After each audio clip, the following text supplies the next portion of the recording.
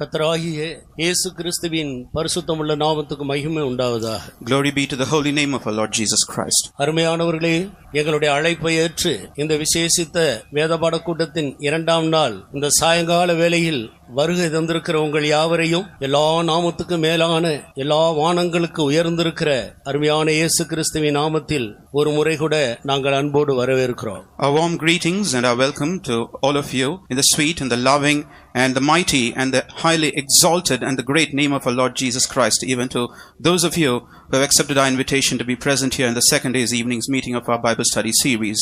ஒருவரும் கிரியை செய்யக்கூடாத ஒரு ராக்காலம் இந்த பூமிக்கு வேகமாக வந்து கொண்டிருக்கிறதாக வேதம் தெளிவாக நமக்கு போதிக்கிறது. The word of God clearly teaches us that a night time is to soon approach in which no man can work. இருள் பூமியையும் காரிருள் ஜனங்களையும் மூடும் என்று ஏசாயா தெளிவாக தீர்க்கதரிசனம் உரைத்திருக்கிறார். Isaiah has clearly prophesied saying, darkness shall cover the earth and gross darkness the land. இந்த தீர்க்கதரிசனங்கள் எல்லாம் நிறைவேறி கொண்டிருக்கிற காலத்துல தான் நாம் வந்திருக்கிறோம். We are all in a time frame when these prophecies are being brought to pass. நிச்சயமாகவே வெகு சீக்கிரமாக இருள் இந்த பூமியை மூட போகிறது. Very soon darkness is going to engulf this earth. இன்றைக்கு நாம் காண்கிறது போல பகல் இரவு என்று சொல்லுகிறதான இந்த இரவுல காணப்படுகிற இப்படிப்பட்ட ஒரு இருள் அல்ல. And even as we see a night time that has fallen even now, this night that we talk of is not going to be something like this. சுவிசேஷத்தின் வெளிச்சம் இந்த பூமியில் எங்கும் பிரகாசிக்காதபடிக்கு இந்த பூமியை மூடக்கூடியதான ஒரு பெரிய இருள் காரிருள் இந்த பூமிக்கு வேகமாக வந்து கொண்டிருக்கிறது. A darkness, a pitch darkness is fast approaching this earth, which will stop the light of the gospel from shining in this earth. இந்த காரியத்தை குறித்து ஆமோஸ் தீர்க்கதரிசனத்திலே நாம் இப்படி படிக்கிறோம். Concerning which we read in the prophetic book of Amos like this. இதோ ஒரு பஞ்ச காலம் இந்த பூமிக்கு வரப்போகிறது என்று. Behold, a time of famine is to soon approach the land. அது ஆகார குறைவினால் உண்டான பஞ்சம் அல்ல, தண்ணீர் குறைவினால் உண்டான தாகமும் அல்ல. It is not a famine of water or a famine of bread or food. கர்த்தருடைய வசனம் கிடைக்கக்கூடாத ஒரு பஞ்சகாலம் இந்த பூமிக்கு வரப்போகிறது. But a time of famine is to soon strike this earth when man will lack the word of God. வடதிசை முதல் கீழ்த்திசை வரைக்கும் தேடுவார்களாம். People will seek from the northern direction right down to the south. சமுத்திரத்தின் ஒரு முனை முதற்கொண்டு மறுமுனை வரைக்கும் தேடுவார்களாம். People will seek from one end of the seas to the other end of the seas. சுவிசேஷத்தை பிரசங்கிக்கிறவர்களை காண முடியாது. And people who preach the gospel will not be found. ஒன்றாக கூடி தேவனை ஆராதிக்கிற ஜனத்தை காண முடியாது. You cannot see people who congregate together to serve God. அதுதான் பஞ்சகாலம் என்று சொல்லப்பட்டிருக்கிறது. That is what is called the time of famine. தேவனுடைய வார்த்தை எந்த இடத்திலேயும் விதைக்கப்படாத ஒரு காலம். A time when the word of God will not be sown in any place. இந்த கிருபையின் காலத்தின் கடைசியாக வந்திருக்கிறதான நாமோ இந்த நாட்களில் தெரு தெருவாக சந்து சந்தாக சென்னை பட்டணத்தில் ஒரே நாளில் எத்தனையோ இடங்களில் இப்படிப்பட்ட கூட்டங்கள் நடந்து வருகிறதை நாம் காண்கிறோம், கேட்கிறோம். We who are in this period of grace happen to see and hear the words of gospel being preached in every street corner and in every possible place. ஆனால் வெகு சீக்கிரமாக இந்த காலங்கள் முடிவடைய போகிறது. But very soon this time is to come to a close. கிருபையின் வாசல் அடைக்கப்பட போகிறது. The gate of the door of the gospel is to be shut soon. இப்படிப்பட்டதான இந்த கடைசி நாட்களில் ஆண்டவர் கிருபையாக இன்றைக்கு அவருடைய சமூகத்திலே கூடி வந்து அவருடைய வார்த்தைகளை கேட்கவும் அவரை பாடி துதிக்கவும் நமக்கு அருமையான சந்தர்ப்பங்களை ஆண்டவர் தந்து வருகிறார். During this time of grace, the Lord has graciously given us this blessed opportunity to come to his presence and to praise God and to sing to his name. கர்த்தர் நமக்கு தந்து வருகிறதான இந்த சந்தர்ப்பங்களை பயன்படுத்திக் கொண்டு முன்னேறி செல்ல கர்த்தர் நமக்கு உதவி செய்வாராக. May the Lord himself help us to make good use of this opportunity that the Lord has extended to us and make progress. அருமையானவர்களே, நேற்றைய தினத்தில் நாம் கேட்டது போல ஆண்டவர் மனிதனை எதற்காக இந்த பூமியிலே பிறக்க வைத்தார்? Even as we heard last evening, for what reason has God brought man into this world? பரலோகத்திலே ஒரு குடும்பம் இருக்கிறதென்றும் இந்த பூமியிலே ஒரு குடும்பத்தை தேவன் உருவாக்கி கொண்டிருக்கிறார் என்றும் ஏற்ற காலத்தில் இந்த இரண்டு குடும்பங்களும் ஒன்றாக சேர வேண்டும் என்றும் வேதவசனம் தெளிவாக நமக்கு போதித்துக் கொண்டு வருகிறது. The word of God is clearly teaching us that there is a family that exists in heaven, and there is a family that is taking shape in this earth here, and both of these families have to be united at one point in time. ஒவ்வொரு மனிதனையும் ஆண்டவர் இந்த பரலோக குடும்பத்தில் சேர வேண்டும் என்றுதான் ஒவ்வொருவருக்காக கர்த்தராகிய இயேசு சிலுவையிலே மரித்தார். The Lord Jesus Christ died for every individual in this earth so that this man may be united up with that heavenly family. இந்த முழு உலகத்திலும் சூரியனுக்கு கீழே ஜீவிக்கிறதான ஒருவராயிலும் கெட்டு போவது தேவனுடைய சித்தம் அல்ல. அருமையான சகோதரனே சகோதரி, Beloved brother, beloved sister, it is not God's will that any man who lives under the sun in this earth should perish.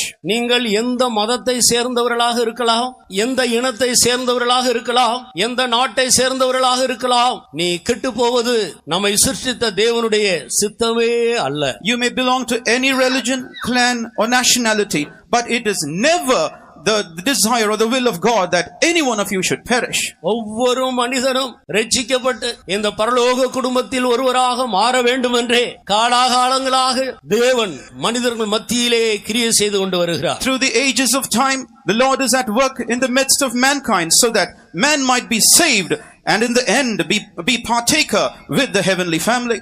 நித்திய நித்தியமாக பரலோகத்தில் காணப்படுகிறதான தேவனுடைய ராஜ்யத்தில் காணப்படுகிறதான அந்த பரலோக குடும்பத்தில் நாம் நிரந்தரமாக ஜீவிக்கும்படியாக நாம் என்ன செய்ய வேண்டும் என்பதை குறித்து தொடர்ந்து சில காரியங்களை நாம் சிந்திக்க கர்த்தர் நமக்கு உதவி செய்வாராக. May the Lord himself help us to consider certain things as to what we should do so that we might eternally and forever be united up with that heavenly family. இங்கே கூடி வந்திருக்கிற ஒவ்வொருவருடைய இருதயத்தையும் தேவன் நன்றாக அறிந்தவராக இருக்கிறார். The Lord knows very well about the state of the hearts of everyone who is assembled here. அவருடைய கண்களுக்கு மறைவானது ஒன்றுமே இல்லை. There is no creation that is hidden from his eyes. கர்த்தருடைய கண்கள் எவ்விடத்திலும் இருந்து நல்லோரையும் தீயோரையும் நோக்கி பார்த்து கொண்டே இருக்கிறது. The eyes of the Lord are always upon both the people who are good and bad. இந்த சாயங்கால நேரத்தில் எந்த நிலவரத்தில் யார் இங்கே கூடி வந்திருந்தாலும் ஒவ்வொருவருடைய இருதயத்தின் நிலவரங்களை நீங்கள் அறிவிக்காவிட்டாலும் நம்மை அறிந்த ஆண்டவர் நன்றாக நம்மை அறிந்து காண்கிறவராக இருக்கிறார் என்பதை நாம் விளங்கிக் கொள்ள வேண்டும். No matter who is present here, we need to understand this thing very well, that our Lord's eyes are upon us regardless of what our state might be. ஒவ்வொருவரும் அந்த பரலோக குடும்பத்தில் ஒரு அங்கத்தினராக இருந்து யுகாயுகமாக தேவனோடு ஆளுகை செய்யும்படியாகவே ஆண்டவர் ஆதி மனிதனை சிருஷ்டித்தார். The Lord created the former man so that man may partake with that heavenly family and rule forever and forever in his kingdom. இந்த மனிதன் மேல் ஆண்டவர் வைத்ததான நோக்கம் மகா ஆழமானதும் அது மகா விசாலமானதுமாக இருக்கிறது. The plan and purpose that God has for man is wide and is pretty deep.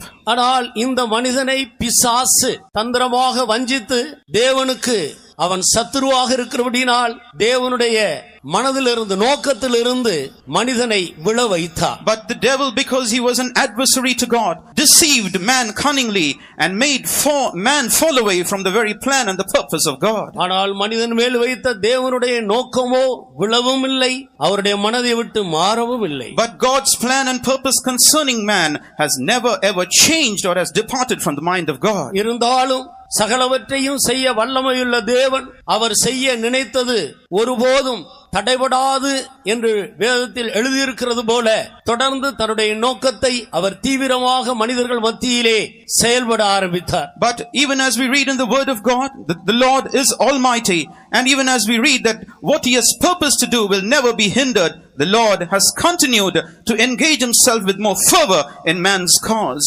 இன்றைக்கு இந்த பூமியில் இருக்கிற ஒவ்வொரு மனிதரும் நான் ஏன் சிருஷ்டிக்கப்பட்டேன், என்னை சிருஷ்டித்த தேவனுடைய நோக்கம் என்ன என்பதை ஆராய்ந்து கண்டுபிடித்து அதற்கு நேராக தன்னுடைய கவனத்தை திருப்புவதற்கு பதிலாக பிசாசு மோசம் போக்கி அதற்கு மாறாக அதற்கு விரோதமாக செயல்படும்படி மனிதர்களை தூண்டி வஞ்சித்துக் கொண்டு வருகிறார். Instead of man realizing as to why he was created and what was God's plan and purpose in his mind behind his creation, the devil on the other side has deceived man and turned man's mind away so that he may wander into other things. மனிதன் வானத்தை ஆராய்ச்சி பண்ணுகிறார். Man researches space today. வானத்தில் உள்ளவைகளை ஆராய்ச்சி பண்ணுகிறார். He researches heavenly objects. பூமியின் ஆழத்தில் ஆராய்ச்சி பண்ணுகிறார்கள். He researches in the depths of the earth. சமுத்திரத்தின் ஆழத்தை ஆராய்ச்சி பண்ணுகிறார்கள். Man researches searches the depths of the seas. தேவனால் சிருஷ்டிக்கப்பட்ட சகல சிருஷ்டிகளையும் அவர் ஆராய்ந்து கொண்டு வருகிறார்கள். Man is today researching every living creature created by God. ஆனால் நான் ஏன் சிருஷ்டிக்கப்பட்டேன், என்னை சிருஷ்டித்த தேவனுடைய நோக்கம் என்ன என்பதை மட்டும் ஆராய விடாதபடி மனிதர்களுடைய மனதை பிசாசு குருடாக்கி வைத்திருக்கிறார். But the devil has blinded the inner eyes of mankind today, that mankind might not understand as to why he was first of all created and what was God's purpose when God created him.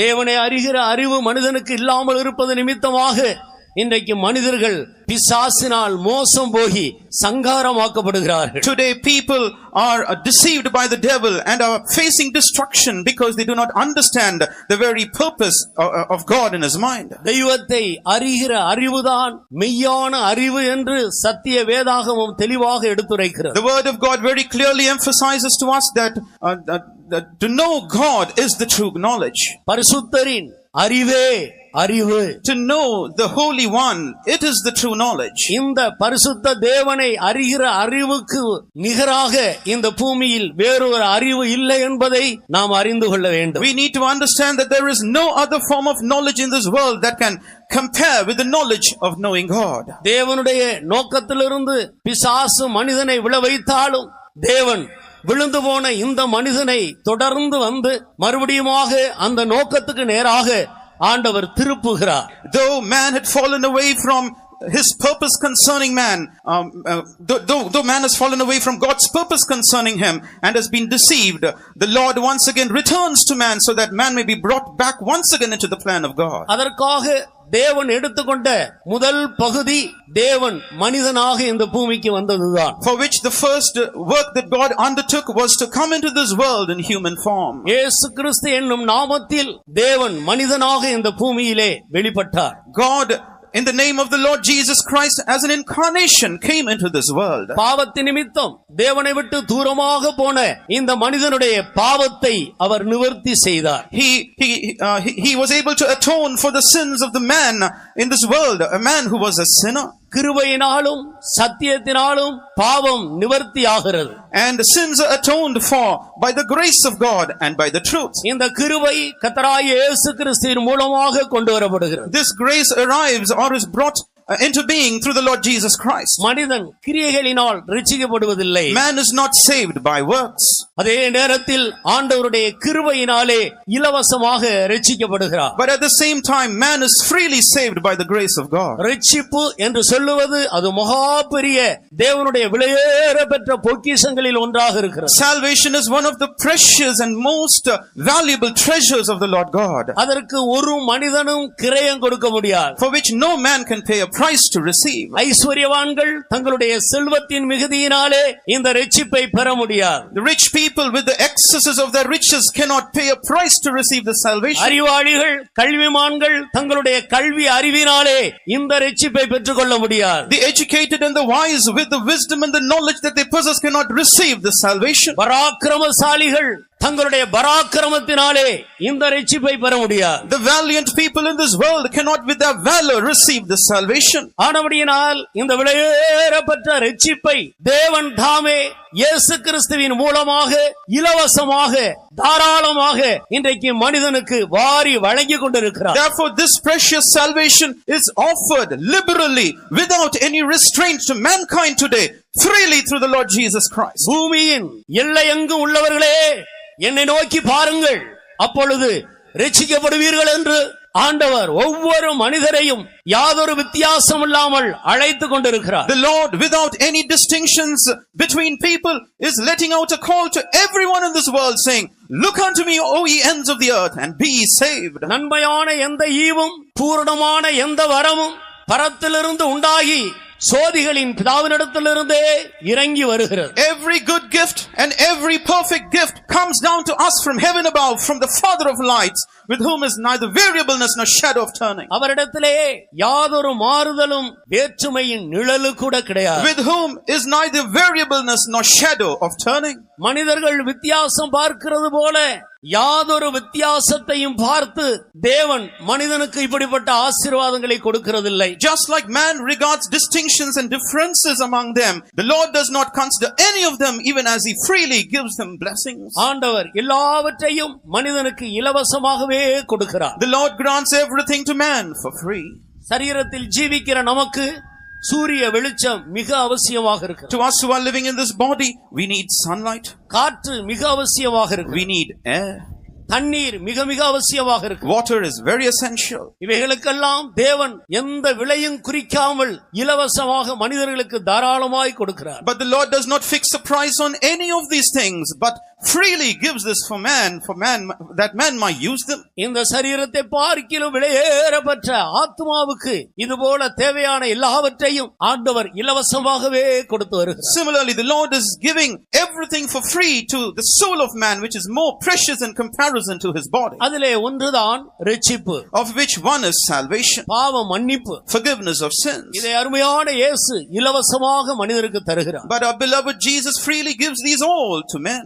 தன் பாவங்களை மறைக்கிறவன் வாழ்வடைய மாட்டான். Whosoever covereth his sins shall not prosper. நான் பாவி என்று ஒத்துக்கொண்டு மனப்பூர்வமாய் தன்னுடைய குற்றங்களை அறிக்கையிடும் போது பாவங்களை மன்னித்து எல்லா அநியாயத்தை ஆண்டவர் நீக்கி ஒரு மனிதனை சுத்திகரிக்கிறார். But when we accept our sins and we repent and confess our sins, the Lord will cleanse us and shall free us from all unrighteousness in our life. அதன் பிறகு ஆண்டவர் ஞானஸ்நான சத்தியத்தையும் கூட மனிதனுக்கு இலவசமாக கொடுக்கிறார். After which the Lord also gives to man freely the truth of water baptism. இந்த ஞானஸ்நானத்தின் மூலமாக ஆதாமுடைய பாவமாகிய கீழ்ப்படியாமை என்னும் ஜென்ம பாவம் மனிதனை விட்டு இலவசமாக நீக்கப்படுகிறது. And through that experience, the Adamic sin of the former man, which is the nature of sin, is removed once and for all. அதற்காக தேவன் தம்முடைய ஊழியர்களை அவர் ஏற்படுத்தி இருக்கிறார். For which reason the Lord has appointed his servants, அவர்கள் மூலமாக சுவிசேஷங்களை ஆண்டவர் அறிவித்து வருகிறார். through whom the Lord is declaring the words of the gospel.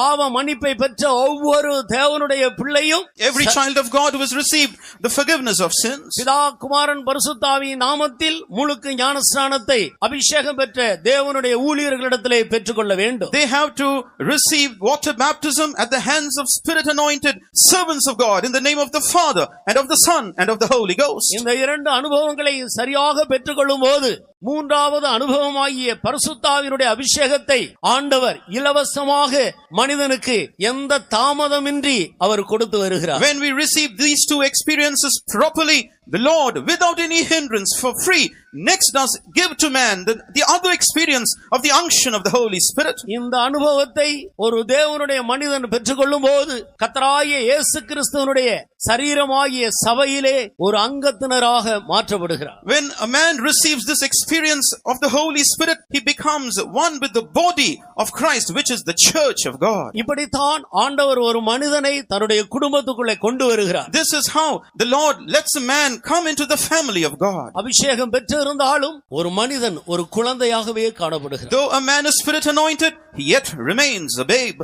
அவன் ஒரு புதிய மனுஷனாக காணப்படுகிறான். He is a new man. அவனுக்குள்ளே ஒரு புதிய சிருஷ்டிப்பின் வேலை நடந்திருக்கிறது. In him has just begun a work of new creation. அவருடைய சிருஷ்டிப்பிலேயே ஒரு மாற்றம் உண்டாயிருக்கு. There is a change wrought even in his creation. கர்த்தருக்கு ஸ்தோத்திரம். Praise the Lord. இந்த பழையவைகள் எல்லாம் இதோடு மனிதனை விட்டு ஒழிந்து போகிறது. All things have all passed away from this time on in the life of that man. எல்லாம் இது முதற்கொண்டு அவனுக்குள்ளே புதியவைகளாகவே காணப்படுகிறது. Henceforth everything happens to be brand new in his life. இந்த புதிய மனிதன் வளர்ந்து வளர்ந்து வளர்ந்து வளர்ந்து கிறிஸ்துவின் நிறைவான ஒரு வளர்ச்சியை அவன் பெற்றுக்கொள்ள வேண்டும். This man has to constantly attain to growth until he attains to the fullness of the measure of the stature of Christ. எப்பொழுது அந்த நிறைவான வளர்ச்சியை அவன் பெற்றுக்கொள்ளுகிறானோ அப்பொழுதுதான் தேவனுடைய மனதில் மனிதனை குறித்ததான அந்த நோக்கம் ஒவ்வொரு மனிதனுக்குள்ளேயும் நிறைவேறுகிறது. It is when man attains to the fullness of growth appointed for him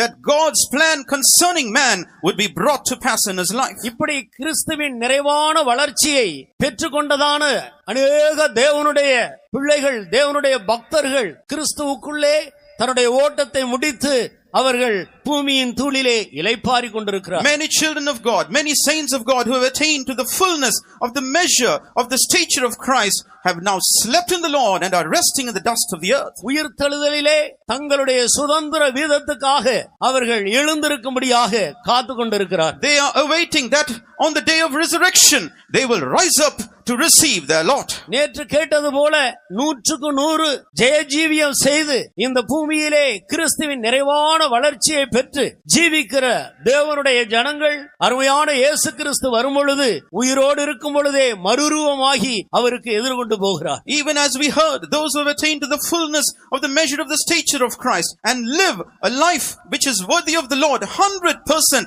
even as they live in this world, when the Lord shall come, will be translated and shall be caught up to him in midair. அன்றைக்கு தான் பரலோகத்திலும் பூலோகத்திலும் உள்ள இந்த முழு குடும்பமும் ஒன்றாக சேர்க்கப்படுகிற ஒரு நாளாக இருக்கு. It is that day when the family on earth and the family in heaven will be united as one. ஆண்டவருடைய நோக்கம் மனிதனுக்குள்ளே பூரணமாக நிறைவேறி முடிகிற ஒரு மங்களகரமான நாள். A glorious day when God's plan and purpose has come entirely to pass in the life of man. இந்த அருமையான நாளைத்தான் தேவனுடைய பிள்ளைகள் அவளோடு எதிர்பார்த்து கொண்டிருக்கிறோம். It is this glorious day that every child of God is looking forward to with fervor.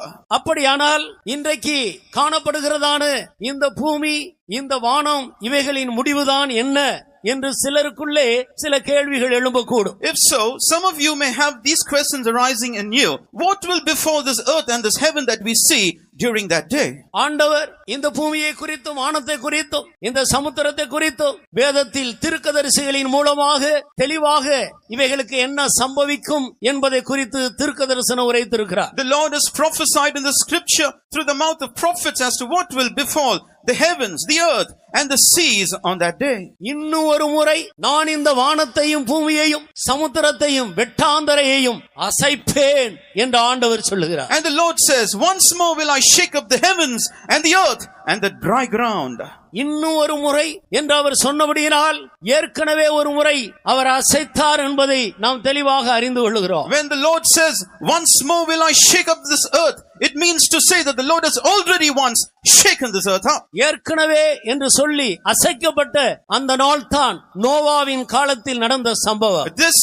This experience of the Lord having already shaken up the earth is what happened during the times of அருமையான Noah. நண்பரே, Beloved friend, இது கிறிஸ்தவர்களுடைய கட்டுக்கதை அல்ல. this is not a fable of Christians. விஞ்ஞானிகள் ஏற்கனவே இந்த உலகம் அசைக்கப்பட்டிருக்கிறது என்று தெளிவாக பூமியை ஆராய்ச்சி பண்ணி தெளிவுபடுத்துகிறார்கள். Scientists who have researched this earth do clarify to us that this earth has already been moved out of its place. சரித்திரங்களும் அது உண்மை என்று நிரூபித்துக் கொண்டு வருகிற காலம் இது. This is a time when even history is being proven beyond doubt. முழு உலகமும் ஜலப்பிரளயத்தினால் அழிக்கப்பட்டது. The whole earth was destroyed by a deluge.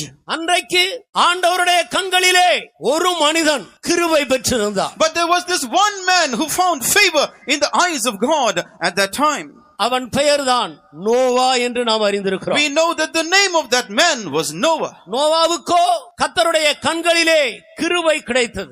Noah received favor or found grace in the eyes of God. அவன் நீதிமானாகவும் உத்தமனுமாக இருந்தான். He was a just and an upright man. அவன் தேவனோடு சஞ்சரிக்கிறவனாக இருந்தான். He was a man who had a close walk with God. இந்த பூமியில் உள்ள ஒன்றின் மேலும் அவனுக்கு யாதொரு ஆசை விருப்பம் ஒன்றும் கிடையாது. He had no liking to or any desire for any of the things in this world. அவன் தேவனுடைய எச்சரிப்பை பெற்ற ஒரு தேவனுடைய மனிதன். He was a man of God who was forewarned by God. இந்த உலகத்தை ஜலப்பிரளயத்தினால் நான் அழிக்க போகிறேன் என்று ஆண்டவர் அவனுக்கு சொல்லி இருந்தார். The Lord had forewarned him that he was about to destroy this earth by a flood. தன்னுடைய குடும்பத்தை சேர்ந்த 8 பேரையும் அவன் பாதுகாக்க கூடியவனாக இருந்தார். He was a man who happened to preserve 8 members who were of his household. இவர்களுக்காக ஒரு பேழையை தேவன் நோவாவின் மூலமாக ஆயத்தப்படுத்தினார். And for whom the Lord through Noah did help in preparing an ark. அன்றைக்கு இருந்த ஜனங்களுக்கு இந்த தேவ எச்சரிப்பை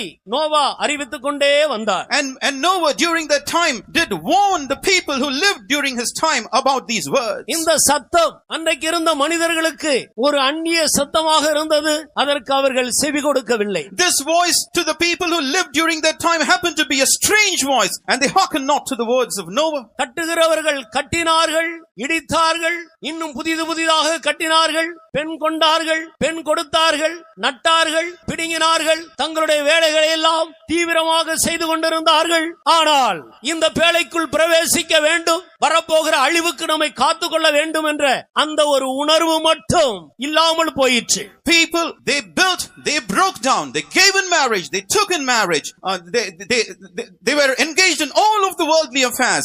But the one thing that they lacked was that this world was about to be destroyed by a flood for which they received a forewarning. ஒரு நாள் வந்தது. But there was one day which came. தேவனுடைய வார்த்தையின்படியே நோவாவும் அவனை சேர்ந்த 8 பேரும் அந்த பேழைக்குள்ளே பிரவேசித்தார்கள். By the words of God, Noah and 8 others who were of his household entered into the ark. பேழைக்கு ஒரே ஒரு கதவு இருந்தது. There was this one door to the ark. அந்த கதவு மூடப்பட்டது. தேவனே அதை அடைத்தார். That door was drawn shut, and the work of shutting the door was done by God himself. தேவன் திறக்கிற வரைக்கும் நோவா கூட அதை திறக்க முடியாது. Noah himself could not open the door till God opened the door. கர்த்தருடைய நாமத்துக்கு மகிமை உண்டாகட்டும். Glory be to the Lord's name. அன்றைக்கு எல்லா ஜனங்களும் ஜலப்பிரளயத்தினால் மாண்டு போனார்கள். On that day, all people in the world, they perished in the flood. பேழைக்குள் பிரவேசித்த ஜீவராசிகளை தவிர அனைத்து ஜீவராசிகளும் அழிந்து போனது. But for the living creatures that were inside the ark during that time, all other living creatures that were outside of the ark, they faced peril. They all perished. Noah தனக்கு இருந்த கொஞ்சத்தை அவன் தாராளமாக செலவழித்து முழுவதையும் அவன் அந்த பேழைக்காகவே செலவழித்து பேழையை உண்டு பண்ணினான். Noah spent the very little that he had liberally for the purpose of building the ark, and he went about constructing the ark. அந்த பேழைக்குள்ளே Noah பாதுகாக்கப்பட்டார். And it was within that ark that Noah was preserved. வானத்தின் மதகுகள் திறக்கப்பட்டது. The windows of heaven were thrown open. பூமியின் ஆழத்தின் ஊற்றுக்கண்கள் திறவுண்டது. The fountains of the deep were broken open. ஜலப்பிரளயம் எல்லா மலைகளுக்கு மேலாக உயர்ந்து கொண்டு போனது. The water level of the flood raised up above all mountain peaks. எல்லா ஜீவன்களுக்கும் ஒரு முடிவு உண்டாயிற்று. There was an end brought to every living creature. அதன் பிறகு தேவனுடைய வார்த்தையின்படி கொஞ்சம் கொஞ்சமாக ஜலம் வற்றிக்கொண்டே போயிற்று. After which, by the words of God, the water level receded on the face of the earth. நோவாவினுடைய பேழை அரராத் என்னும் மலையின் மேல் வந்து அமர்ந்தது. The ark of Noah then rested atop the peak of Mount Ararat. இன்றைக்கு அந்த பேழையை கண்டுபிடித்திருக்கிறதாக செய்திகள் வந்து கொண்டிருக்கிறது. Today, news has come in that ark has been found out now. அருமையான நண்பரே, இவைகள் கிறிஸ்தவருடைய கட்டுக்கதை அல்ல. Beloved friend, these are not fables of Christians. வேத புஸ்தகத்தில் எழுதப்பட்டிருக்கிற பொய்யான சம்பவங்கள் அல்ல. These are not wrong incidents that have found their place in the scriptures. வானமும் பூமியும் ஒழிந்து போகும். இந்த வேதத்தில் உள்ள வார்த்தையின் ஒரு உறுப்பு கூட ஒழிந்து போவதில்லை. Heaven and earth may pass away, but not a jot or a tittle of God's words will pass away. அவைகள் எல்லாம் அப்படியே நிறைவேறிக் கொண்டு வருகிறது. All these things are entirely as they are being brought to pass. இன்னும் சிலவைகள் மட்டும் நிறைவேற வேண்டும். வெகு சீக்கிரத்திலே அவைகள் நிறைவேறி முடிய போகிறது. Just a few things are yet to come to pass, and very soon will they also come to pass. இப்படித்தான் முன்பு இருந்ததான இந்த பூமி அசைக்கப்பட்டது. This was how the former earth was shaken out of its place. நோவாவின் குடும்பத்தை சேர்ந்த 8 பேரும் முழு உலகத்துக்கும் அதிகாரியாக மாறினார். The 8 people who constituted the household of Noah became rulers over the new earth. இன்னும் ஒரு முறை வானத்தையும் பூமியையும் சமுத்திரத்தையும் வெட்டாந்தரையையும் நான் அசைப்பேன் என்று ஆண்டவர் சொல்லிக் கொண்டே இருக்கிறார். The Lord is continually saying, yet once more will I shake up the heavens, the earth, the seas and the dry ground. அந்த அழிவுக்கு தப்பும்படியாக இன்றைக்கு தேவன் புதிய ஏற்பாட்டு சபை என்னும் ஒரு பேழையை ஆண்டவர் தம்முடைய அப்போஸ்தல ஊழியர்கள் மூலம் இந்த பூமியிலே கட்டிக் கொண்டிருக்கிறார். That we may escape that destruction, the Lord is constructing an ark called the New Testament church through the hands of his apostles.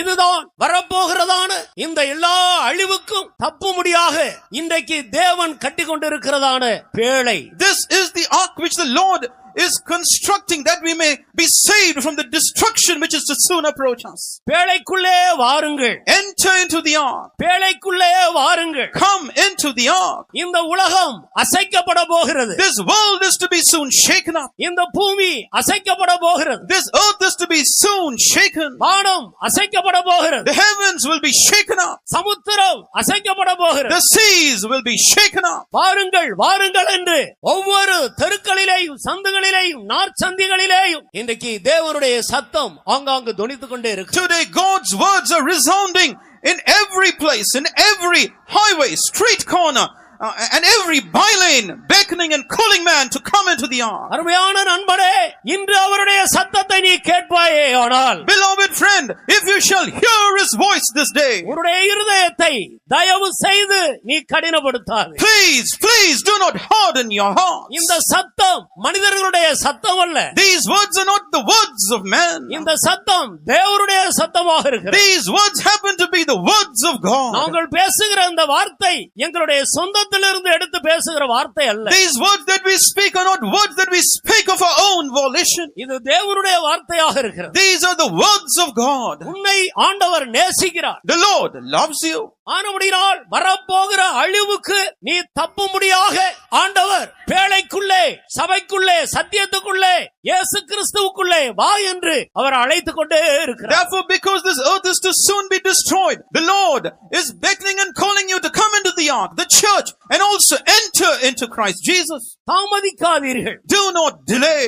வேதத்தில் பரலோக ராஜ்யத்தின் ஓமையை, பரலோக ராஜ்யத்தை பற்றிய அநேக ஓமைகளை ஆண்டவர் வேதத்திலே ஆண்டவரே தன்னுடைய வாயினால் கர்த்தராகிய இயேசு எடுத்துரைத்திருக்கிறார். The Lord Jesus Christ himself, as we read in the scripture, has spoken with his own mouth about the parables that relate to the kingdom of heaven. அதிலே ஒன்றுதான் பரலோக ராஜ்யம் நிலத்திலே புதைந்திருக்கிற பொக்கிஷத்துக்கு ஒப்பாக இருக்கு. Of which one parable is that the kingdom of heaven is like a treasure which is hidden beneath the earth. மத்தேயு எழுதின சுவிசேஷம் 13ஆம் அதிகாரம் முழுவதையும் நீங்கள் வாசித்து பார்த்தால் பரலோக ராஜ்யத்தை பற்றிய அநேக ஓமைகளை கர்த்தராகிய இயேசு தன்னுடைய சொந்த வாயினாலே விளம்பிக் கொண்டு வருகிறார். When we read in Matthew's gospel in chapter 13 entirely, we read about Jesus Christ speaking and explaining with his own mouth about the parables that relate to the kingdom of heaven. அதிலே ஒன்றுதான் பரலோக ராஜ்யம் நிலத்திலே புதைந்திருக்கிற பொக்கிஷத்துக்கு ஒப்பாக இருக்கிறது. Of which one parable is that the kingdom of heaven is compared to a treasure that is hidden in the earth. ஒரு மனிதன் அதை கண்டு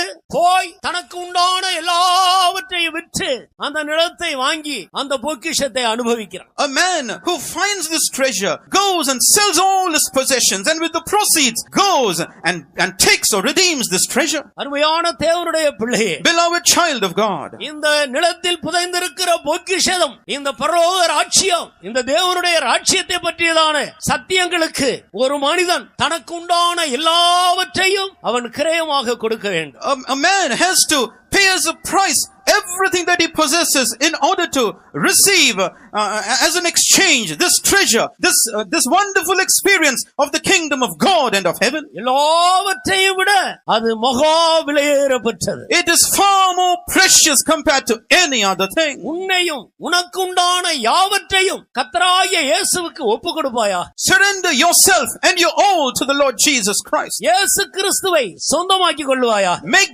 Jesus Christ your own. அவருக்குள்ளே இருக்கிற எல்லா பொக்கிஷங்களையும் அனுபவிப்பாயாக. Experience and enjoy every treasure that resides in him. இதற்கு ஈடு இணையானது இந்த பூமியில் ஒன்று கிடையாது. There is nothing in this world that can equate itself or can be compared to that. மனிதன் சேர்த்து வைக்கிற அனைத்தும் இல்லாமல் போகக்கூடிய ஒரு காலம் வேகமாய் வந்து கொண்டிருக்கு. A time is to soon approach us when everything that man gathers for himself will be totally wiped away. ஆனபடியால்தான் முதலாவது நாம் தேவனுடைய ராஜ்யத்தையும் அவருடைய நீதியையும் தேடுவதற்கு நம்முடைய முழு கவனத்தையும் திருப்ப வேண்டியவர்களாக இருக்கு. That is why it is essential for us to focus our entire attention to seek first the kingdom of God and his righteousness. பரலோக தேவனுடைய ராஜ்யத்தில் நாம் யுக யுகமாக ஆண்டவரோடு வாழ்வதற்கு முன்பாக இந்த பூமியிலே தேவன் புதிய ஏற்பாட்டு சபையை ஏற்படுத்தி அதற்குள்ளே நம்மை கொண்டு வந்து அந்த நித்திய ராஜ்யத்துக்காக நம்மை பக்குவப்படுத்துகிறார். Before we begin to dwell in the heavenly kingdom forever and ever,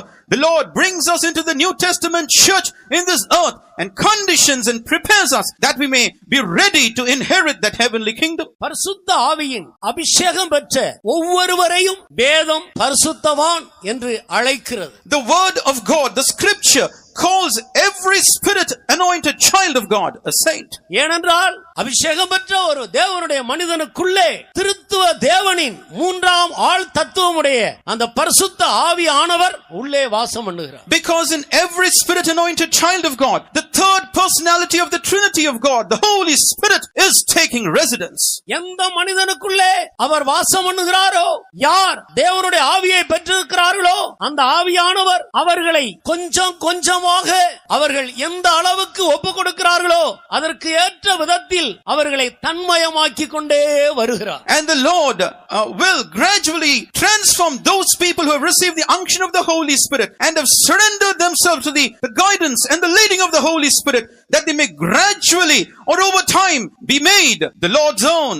அவர் பரிசுத்தராய் இருக்கிறது போல அவர்களையும் பரிசுத்தராக மாற்றுகிறார். Even as He is holy, He transforms even all such people that they may also be made holy. அவர் அன்புள்ளவராய் இருக்கிறது போல மனிதனையும் அதே அன்புக்கு ஒப்பாக மாற்றுகிறார். Because He is a God of love, He also transforms man into that very same embodiment of love. அவருடைய திவ்ய சுபாவங்களைப் போல மனிதர்களும் அந்த சுபாவத்திலே நிறைவான வளர்ச்சியை பெற்றுக்கொள்ளும்படி மனிதர்களுடைய சுபாவங்களை மாற்றுகிறார். The Lord changes the nature and the character of man, so that man may also conform to the likeness of God and attain to the divine nature of Christ. பரிசுத்த ஆவியானவர் ஒவ்வொரு மனிதனுக்குள்ளேயும் தங்கி வாசம் பண்ணி அவனை நடத்தி கொஞ்சம் கொஞ்சமாக அவனை தன்னை போல ஒரு நிறைவுக்குள்ளே அவனை இழுத்துக் கொள்ளுகிறார். The Holy Spirit dwells within man and gradually works within him and transforms him over time, so that over time he may be transformed to attain to the very likeness of God. பரிசுத்த ஆவி பெறாத ஒரு வாழ்க்கை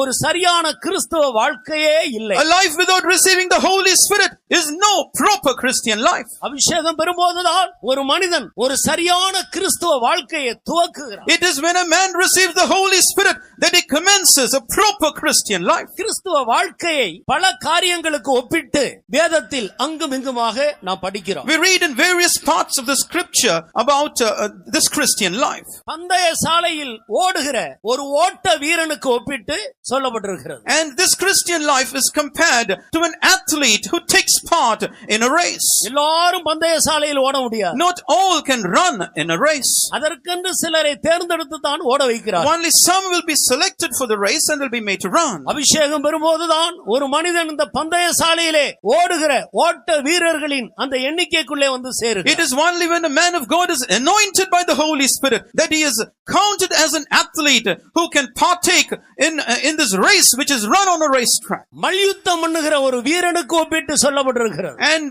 Christian life is compared to the life of a wrestler. மல்யுத்தம் தனித்தனியே பண்ணுகிற ஒரு யுத்தம்.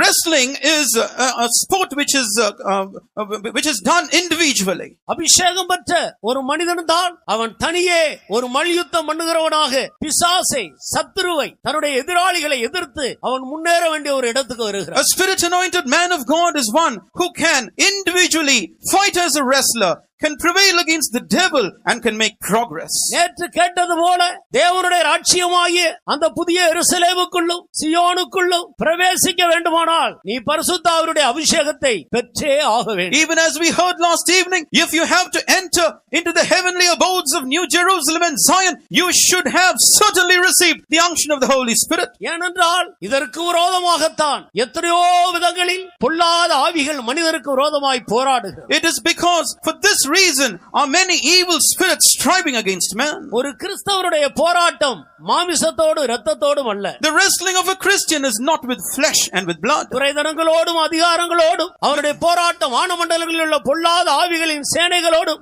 இப்பிரபஞ்சத்தின் அந்தகார லோகாதிபதிகளோடும் சேர்ந்ததாக இருக்கிறது. Rather his wrestling is against principalities, powers, the rulers of the darkness of this world and spiritual wickednesses which are in high places. அவன் ஆவிக்குரிய யுத்தங்களை செய்ய வேண்டியவனாக இருக்கிறான். He is is a man who is supposed to engage in spiritual warfare, இதற்கு மாமிச பலன் போதாது. for which physical strength will not suffice. அவனுக்கு ஆவியின் பலன் தேவையாக இருக்கு. He is in need of spiritual strength. ஆனபடியினால்தான் பரிசுத்த ஆவியானவர் ஒரு மனிதனை, உள்ளான மனுஷனை பலப்படுத்துகிறார். That is why the Holy Spirit strengthens the inner man with might. ஆவியின் பலத்தோடு தான் இந்த ஆவிகளோடு யுத்தம் பண்ணி எல்லாவற்றையும் மேற்கொண்டு அவன் முன்னேறி செல்ல It வேண்டும். is with the strength of the Spirit that man can wrestle against evil spirits and make progress. பரிசுத்த ஆவி பெற்ற பிறகு யுத்தம் கர்த்தருடையதாக இருக்கிறது. After we receive the unction of the Holy Spirit, the battle will belong to the Lord. யுத்தத்தை பரிசுத்த ஆவியானவருடைய கையிலே கொடுத்துவிட்டு விசுவாசத்தோடு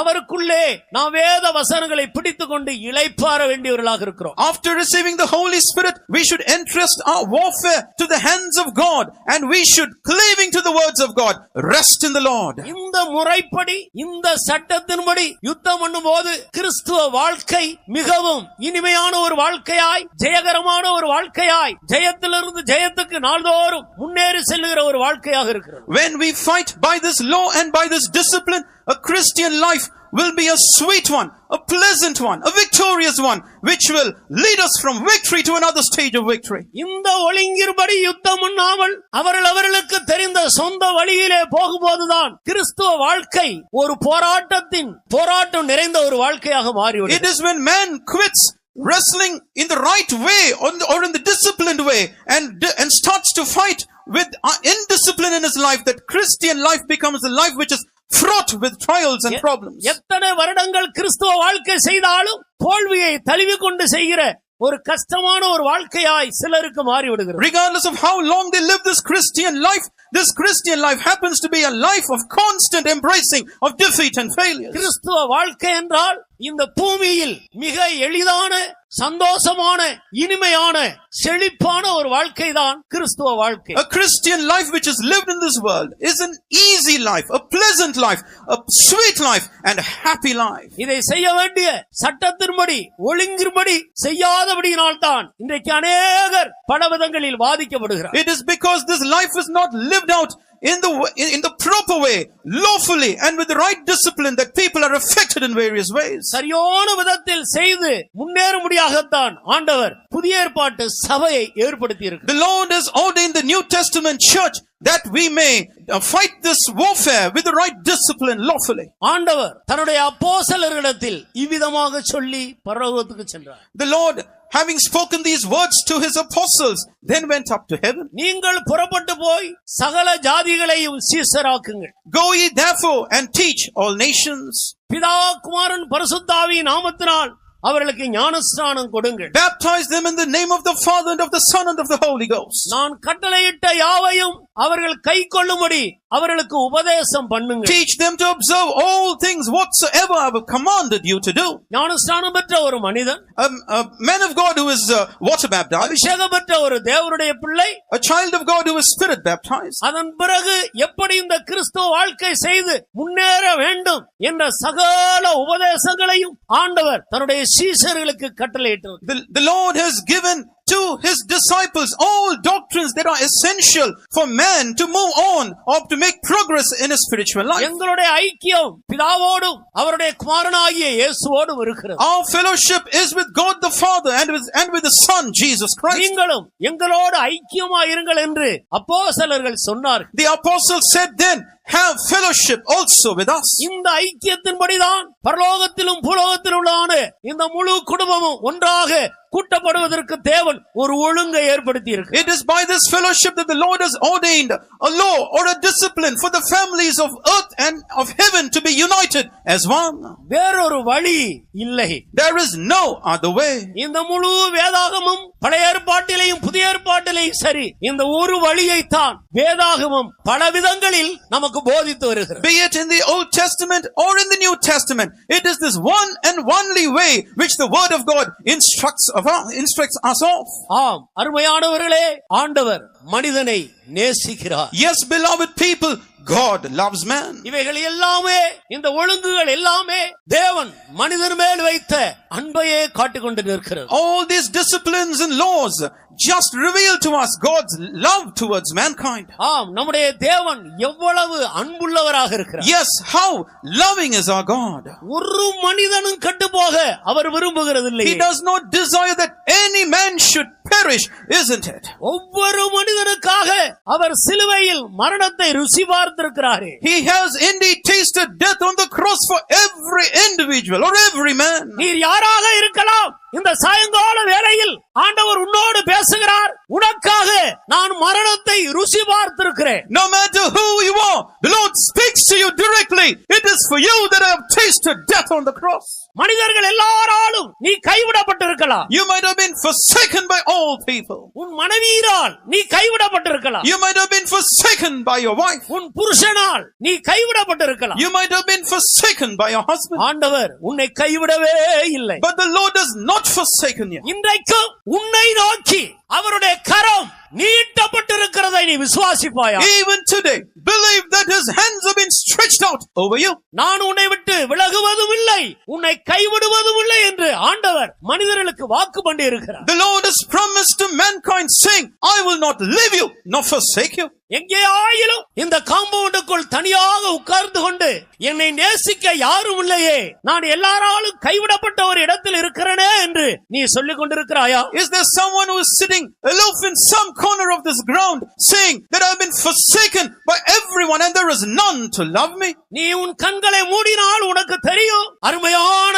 இயேசுவுடைய கரம் உனக்கு உதவி செய்யும்படி உனக்காக நீட்டப்பட்டிருக்கிறது. But if you shall close your eyes, you can see and realize that the Lord's hand has been stretched out in order to extend help to you. நீ அந்த கரத்தை பிடித்துக் கொண்டு எழும்பினால் நீ ஆண்டவருடைய ஆசீர்வாதங்களை பெற்றுக்கொள்ளலாம். If you hold on to the hand of God and rise up from where you are, you can inherit the blessings of God. ஆம், அருமையான சகோதரனே, சகோதரி. Yes, beloved brother and sister. கர்த்தராகிய ஆண்டவர், பிதாவாகிய தேவன் நம்மை நேசிக்கிறார் என்பதை நாம் விளங்கிக் கொள்ளுவோமா? May we believe that the Lord Jesus Christ, even God the Father, both of them do love us. மனிதன் விழுந்து போனாலும் மனிதன் மேல் வைத்த தேவனுடைய நோக்கம் விழவே இல்லை. Though man had fallen, God's plan concerning man had never fallen away from his mind. தேவனை நேசிக்கிறதில் மனிதன் மறுத்து விட்டாலும் தேவன் மனிதனை நேசிப்பதில் அவர் மறுக்கவே இல்லை. Though man has turned away from loving God, God has never from his side turned away from loving man. நீ எவ்வளவாய் அவரை வெறுத்து நீ தூரமாய் போகிறாயோ அவ்வளவு அதிகமாய் உன்னை நேசித்து நேசித்து அவர் உன் பின்னே வந்து கொண்டே இருக்கிறார். Commensurate with how much you hate him and distance yourself from God, does God, loving you, constantly follow after you to come close to you? தேவன் நம்மை எப்படி நேசிக்கிறார்? How does God love us? நாம் எப்படி அவரை நேசிக்க வேண்டும்? How should we love God? எப்படி நேசித்தால் இந்த பரலோக குடும்பத்தில் நாம் இணைந்து யுகாயுகமாக அந்த தேவனுடைய ராஜ்யத்தில் அவரோடு இருக்க முடியும் என்று வேத வசனங்களின் மூலம் கர்த்தர் தாமே நம்முடைய கண்களை பிரகாசிப்பிப்பாரா? May the Lord himself enlighten our eyes for us to know as to how we should love God and be united together with God in the family up there in heaven. இந்த காரியங்களை நம்முடைய மனதிலே வைத்துக் கொண்டு இப்போது கர்த்தருடைய வசனத்துக்கு நாம் திரும்புவோம். May we bear these things in mind and now return to the word of God. யோவான் எழுதின சுவிசேஷம் 3ஆம் அதிகாரம் 16வது வசனத்தை வாசி. Let's read from John's Gospel chapter 3 and verse 16. தேவன் தம்முடைய ஒரே பேரான குமாரனை விசுவாசிக்கிறவன் எவனோ அவன் கெட்டு போகாமல் நித்திய ஜீவனை அடையும்படிக்கு அவரை தந்தருளி இவ்வளவாய் உலகத்தில் அன்பு கூர்ந்தார். For God so loved the world that he gave his only begotten Son, that whosoever believeth in him should not perish but have everlasting life. மனிதன் மேல் வைத்த அன்பினால் தேவன் தன்னுடைய ஒரே பேரான குமாரனை சிலுவையிலே மரிக்க ஒப்பு கொடுத்தார். Because God so loved the world, the Lord offered up his only beloved Son that he may perish for us on the cross. அப்படியானால் மனிதன் மேல் வைத்த அன்பு எவ்வளவு பெரியது என்று பாருங்கள். If that be so, just imagine how great is God's love for man. உனக்காக பிதாவாகிய தேவன் தன்னுடைய ஒரே பேரான குமாரனாகிய இயேசுவை சிலுவையிலே மரிக்க ஒப்பு கொடுத்திருக்கிறார். God the Father, for you and for me, has offered his only beloved Son, Jesus Christ to die for our sake on the cross. நீ பாவத்திலே ஜீவிப்பது தேவ சித்தம் அல்ல. It is not God's will that you should live a life of sin. வியாதியிலே நிலைத்திருப்பது தேவ சித்தம் அல்ல. It is not God's will that you should continue in sickness. சாபத்திலே அழிவது தேவ சித்தம் அல்ல. It is not God's will that you should perish under curse. உனக்காக இயேசு எல்லாவற்றையும் சிலுவையிலே செய்து முடித்து விட்டார். Jesus has already accomplished all things for your sake on the இதை cross. விசுவாசித்து நீ இருக்கிற இடத்திலிருந்து எழும்பி வா. Believe in these things and rise up from the place where you are. முதலாம் யோவான் 3ஆம் அதிகாரம் 16வது வசனத்தை வாசி. Read from 1 John chapter 1 verse 11. அவர் தம்முடைய ஜீவனை நமக்காக கொடுத்ததினாலே அன்பு இன்னதென்று அறிந்திருக்கிறோம். நாமும் சகோதரருக்காக ஜீவனை கொடுக்க கடனாளிகளாயிருக்கிறோம். Hereby perceive we the love of God, because he laid down his life for us, and we ought to lay down our lives for the brethren. அன்பு என்றால் என்ன என்பதை நாம் இங்கே தெளிவாக விளங்கிக் கொள்கிறோம். We clearly come to know here as to what love means. இன்றைக்கு சிலருக்கு அன்பு என்றால் அதனுடைய அர்த்தம் என்னவென்றே தெரிகிறதில்லை. Many people today are not able to really interpret the right meaning of love. இன்றைக்கு ஒருவர் gift கொடுத்தா நாளைக்கு திரும்பி அவர்கள் இவர்களுக்கு gift கொடுக்கிறார். If one person gives a gift to another, that person who has received it, he reciprocates it with a gift. ஒரு முறை தங்களுடைய வீட்டில் அழைத்து நல்ல சாப்பாடு கொடுத்தால் அடுத்த முறை அவர்கள் அழைத்து இவர்களுக்கு சாப்பாடு. If one person serves another a feast in their house, the other person reciprocates by serving a feast in his house. இதுதான் அன்பு. This is love. இதுதான் அன்பு என்றுதான் அநேகர் யோசித்துக் கொண்டிருக்கிறார்கள். This is what people tend to think of as being love. இந்த அன்புக்கு பேரு குரங்கு. This குரங்கு மங்கி. This anbu is called kuranga. நீங்க குரங்கை கண்டு கவனித்து பாருங்க. Just consider a monkey. எத்தனையோ சந்தர்ப்பங்களில் வால்பாறை, மூணார், நீங்கள் குன்னூர் இந்த மலைகளுக்கு போனால் அங்கே குரங்கு வரிசையாக ரோட்ல உட்கார்ந்து கொண்டிருக்கும். ஒரு குரங்கு தலையை கொடுக்கும், இன்னொரு குரங்கு பேன் பார்க்கும், பிறகு அந்த குரங்கு தலையை கொடுக்கும், இது பேன் பார்க்கும். Well, if you happen to go to mountainous terrains, you can see monkeys there. Monkeys will all be in groups. One monkey lending its head to allow another monkey to pick lice from its head, and vice versa. This is how they engage in a kind of social activity. ஒரு மாடு தலையை தூக்கி கொடுக்கும், இன்னொரு மாடு அதற்கு நக்கி கொடுத்து கொண்டிருக்கும், பிறகு அந்த மாடு தலையை தூக்கும், இந்த மாடு உதவி செய்யும். Well, one cow will lift up its head with another cow licking its neck, and vice versa. This cow lifting up its head and the other cow licking its neck. கர்த்தருக்கு ஸ்தோத்திரம். Praise the Lord. அடுத்த நேரம் அந்த மாட்டையோ ஒரு குரங்கையோ யாராயிலும் பிடித்து விட்டால் இன்னொரு குரங்கு நின்று உதவி செய்யாது. அது தன்னை தப்பித்துக் கொள்ள முடியாத ஓடிவிடும். Now, if that monkey or that cow is taken hold of by a man, the rest of the monkeys or the cows will not stay in the scene. They will all flee to make good their escape. அருமையான சகோதரனே சகோதரி, Beloved brother and sister, கர்த்தராகிய ஆண்டவர் நமக்காக தன்னுடைய ஜீவனை கொடுத்தபடியினால் அன்பு இன்னது என்று அறிந்திருக்கிறோம். hereby do we know the love of God, because God has given his own life for us. அதற்கு மேலாக கொடுக்க ஒன்றுமில்லை. There is nothing more to give beyond this. தேவன் மனிதனை நேசிக்கிறார். God loves man. கர்த்தருக்கு ஸ்தோத்திரம். Praise the Lord. கர்த்தராகிய இயேசு தன்னை தானே நமக்காக கொடுத்தார். The Lord Jesus Christ offered his own self for us. பரிசுத்த ஆவியானவர் பல குறைகள் உள்ள நமக்குள்ளே வந்து தங்கி வாசம் பண்ணி நம்மை அவர்மயமாக மாற்ற சம்மதித்து நமக்குள்ளே வந்து தங்கி வாசம் பண்ணுகிறார். The Holy Spirit accepting to find residence within us and dwell within us, even we, a people full of faults and shortcomings, and undertaking this work of cheerfully transforming our life. இதெல்லாம் திருத்துவ தேவனுடைய அந்த பரலோக குடும்பத்தினுடைய அன்பின் ஆழமும் சாழமுமாக இருக்கு. This is the depth and the breadth of the heavenly family and of the love of the triune God. பிதாவாகிய தேவன் தன்னுடைய குமாரனையே கொடுத்தார். God the Father offered his own son for us. குமாரன் தன்னையே கொடுத்து விட்டார். And the son offered his own self. பலியாக காணிக்கையாக கொடுத்து விட்டார். He gave himself as a sacrifice and an offering. நேற்று கேட்டது போல அணுஅணுவாக தன்னை அழிக்க ஒப்பு கொடுத்தார். Even as we heard last evening, he gave himself to be tortured and subject to persecution. பரிசுத்த ஆவியானவர்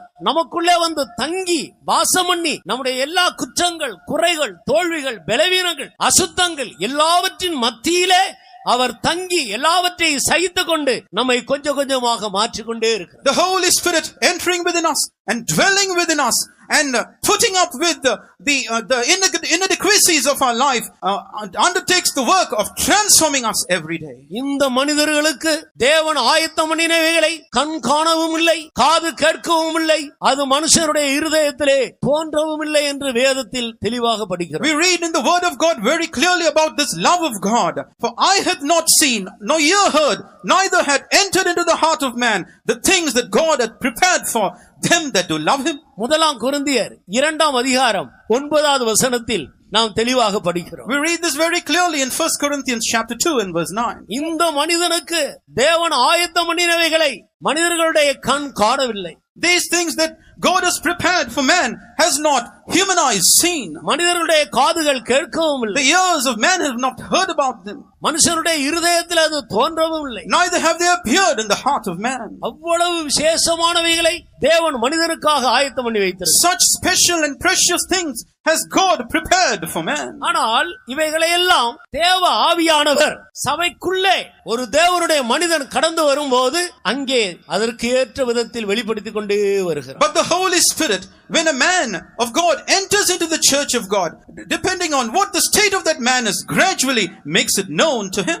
கர்த்தராகிய இயேசு இந்த பூமியில் மரிக்கிற வரைக்கும் பட்டணங்கள் தோறும் கிராமங்கள் தோறும் மனிதர்களுக்குள்ளே உலாவிக் கொண்டிருந்தார். Till the Lord Jesus Christ tasted death in this earth, he wandered about all villages and cities in the midst of people. அவர் மரித்து உயிர்த்தெழுந்து பரலோகத்துக்கு போய் அங்கிருந்து பரிசுத்த ஆவியானவரை அனுப்பின பின்பு, But after he died, rose up to life and ascended to heaven and shed abroad the Holy Spirit upon us from there. இன்றைக்கு தேவன் எல்லா இடங்களிலே உலாவுகிறதில்லை. The Holy Spirit does not walk in all places. அவர் சபைக்குள்ளே தன்னுடைய நிறைவை வெளிப்படுத்திக் கொண்டு உலாவிக் கொண்டிருக்கிறார். He is walking in the midst of the church, manifesting his fullness in the church. இந்த சத்தியத்தை கிறிஸ்துவ உலகம் தெளிவாக விளங்கிக் கொள்ள வேண்டும். The Christian world should clearly understand this truth. இன்றைக்கு எல்லா இடங்களிலேயும் ஆண்டவர் தன்னை வெளிப்படுத்துகிறதில்லை. Today, Christ does not manifest or reveal himself in all places. இதைத்தான் மிக தெளிவாக சுவிசேஷத்தை நிமித்தம் கட்டப்பட்டவனாக யோவான் அப்போஸ்தலன் 10 இருக்கும்போது ஆண்டவர் அவரை ஆவிக்குள்ளாகி வெளிப்படுத்துகிறார். This is what the Lord God shows to Saint John the Divine when he was bound for the gospel's sake and was exiled to the Isle of Patmos. 7 பொன் குத்துவிளக்குகளுக்கு மத்தியிலே நிலையங்கி தரித்தவராக தன்னுடைய வலது கரத்தில் 7 நட்சத்திரங்களை ஏந்திக் கொண்டு அவர் உலாவிக் கொண்டிருக்கிறார். He is walking in the midst of 7 candlesticks, clothed with a long robe and having in his right hand 7 stars. ஒரு மனிதன் பரலோகத்தில் உள்ள குடும்பத்தோடு ஒன்றாக சேர்ந்து கொள்ள வேண்டுமானால் அவன் இந்த குத்துவிளக்காகிய சபையின் வெளிச்சத்துக்குள்ளே கடந்து வர வேண்டும். If a man has to be united with the family of God in heaven, he has to enter into the church of God, which is symbolized by the 7 golden candlesticks. இந்த குத்துவிளக்கின் வெளிச்சத்தின் ஊடாகத்தான் நீ ஒரு கிறிஸ்துவின் நிறைவை காண முடியும். It is in the light of these 7 golden candlesticks that you can behold the fullness of Christ. இந்த குத்துவிளக்கு வெளிச்சத்தின் ஊடாகத்தான் It is only through the light that is promoted by the candlestick. நிறைவான கிறிஸ்துவை நீ காண முடியும், அவரை அனுபவிக்க முடியும். You can see Christ in his fullness and experience him. மார்க்கம் தப்பி அலைகிற நட்சத்திரங்களைப் போல அபிஷேகம் பெற்ற தேவனுடைய பிள்ளையே, நீ அலைந்து திரிவது தேவனுடைய சித்தம் அல்ல. Oh spirit anointed child of God, it is not God's will that you wander helter skelter like a wandering star. சரியான சத்தியத்துக்குள்ளே, சரியான உபதேசத்துக்குள்ளே, சரியான தேவ ஊழியர்களுடைய நடத்திப்புக்குள்ளே வேத வசனங்களின்படி நீ கடந்து வர வேண்டியது தேவனுடைய சித்தமாக இருக்கு. It is God's will that you enter into the right truth, into the will of God, into the right church, and that is what happens to be God's plan concerning you. அப்பொழுதுதான் It is only then உன்னை குறித்த தேவனுடைய நோக்கம் உன்னிலே பூர்ணமாக நிறைவேற முடியும். Only then will God's plan be entirely brought to fulfillment in your life. அப்பொழுதுதான் பரலோகத்தில் இருக்கிற அந்த குடும்பத்தோடு நீ இணைந்து கொள்ள முடியும். Only then can you be enjoined with that family which is up there in heaven. தேவனுடைய ராஜ்யத்தில் ஆண்டவரோடு கூட சேர்ந்து சதா காலமும் ஆளுகை செய்ய முடியும். You can join with God in the kingdom of God in heaven and rule forever and forever. வெகு சீக்கிரமாக மனித ராஜ்யங்களுக்கு ஒரு முடிவு உண்டாக போகிறது. Very soon, these kingdoms in this world instituted by mankind will see their end. தேவன் தன்னுடைய பரிசுத்தவான்களோடு சேர்ந்து 1000 வருடம் இதே பூமியில் அவர் ஆட்சி செய்ய போகிறார். The Lord Jesus Christ with his own people will together rule in this very same earth for 1000 years. இன்றைக்கு இருக்கிறதான அரசாங்கத்தை போல 5 வருடம் தடுமாறி கஷ்டப்பட்டு எப்படியோ அதை முடிக்கிறதுக்கு பிரயாசப்படுகிறது போல உள்ள ஒரு ஆட்சி அல்ல. It will not be a government like the governors that we see today, which find it so very difficult in spite of stumbling and staggering to even continue for a span of 5 years. இந்த பூமியில் சத்தியத்துக்காக ஆண்டவரை நேசித்து பிரயாசப்பட்டு பாடுகளின் ஊடாய் கடந்து போகிற தேவனுடைய பக்தர்களை ஆண்டவர் கனம் பண்ணும்படி இதே பூமியிலே 1000 வருடம் யாதொரு அசைவில்லாத ஒரு நீதியான அரசாட்சியை ஆண்டவர் அவர்களோடு கூட சேர்ந்து இந்த பூமியிலே நிறைவேற்ற போகிறார். The Lord is going to establish a kingdom for a millennium in this very same earth with his people who have abode by the truth, who have loved him and have followed him and have lived in accordance with the words of God. இந்த தேவனுடைய நோக்கம் ஒவ்வொரு மனிதருக்குள்ளே நிறைவேறும்படியாக ஆண்டவர் இந்த குடும்பத்துக்குள்ளே நம்மை அழைக்கிறார். The Lord is calling us all to come into this family so that God's plan concerning us may be brought to fulfillment. கர்த்தருக்கு ஸ்தோத்திரம். Praise the Lord. இப்படி ஆண்டவர் தம்மை நேசிக்கிறவர்களுக்கு ஆயத்தம் பண்ணினவைகளை கண் காணவில்லை, காது கேட்கவில்லை, மனிதனுடைய இருதயத்திலே தோன்றவில்லை. ஆனால் தேவன் தன்னுடைய ஆவியின் மூலமாக சபையிலே தெளிவாக அதை வெளிப்படுத்திக் கொண்டு வருகிறார். I had not seen, nor ear heard, neither hath entered into the heart of man the things that God hath prepared for them that do love him.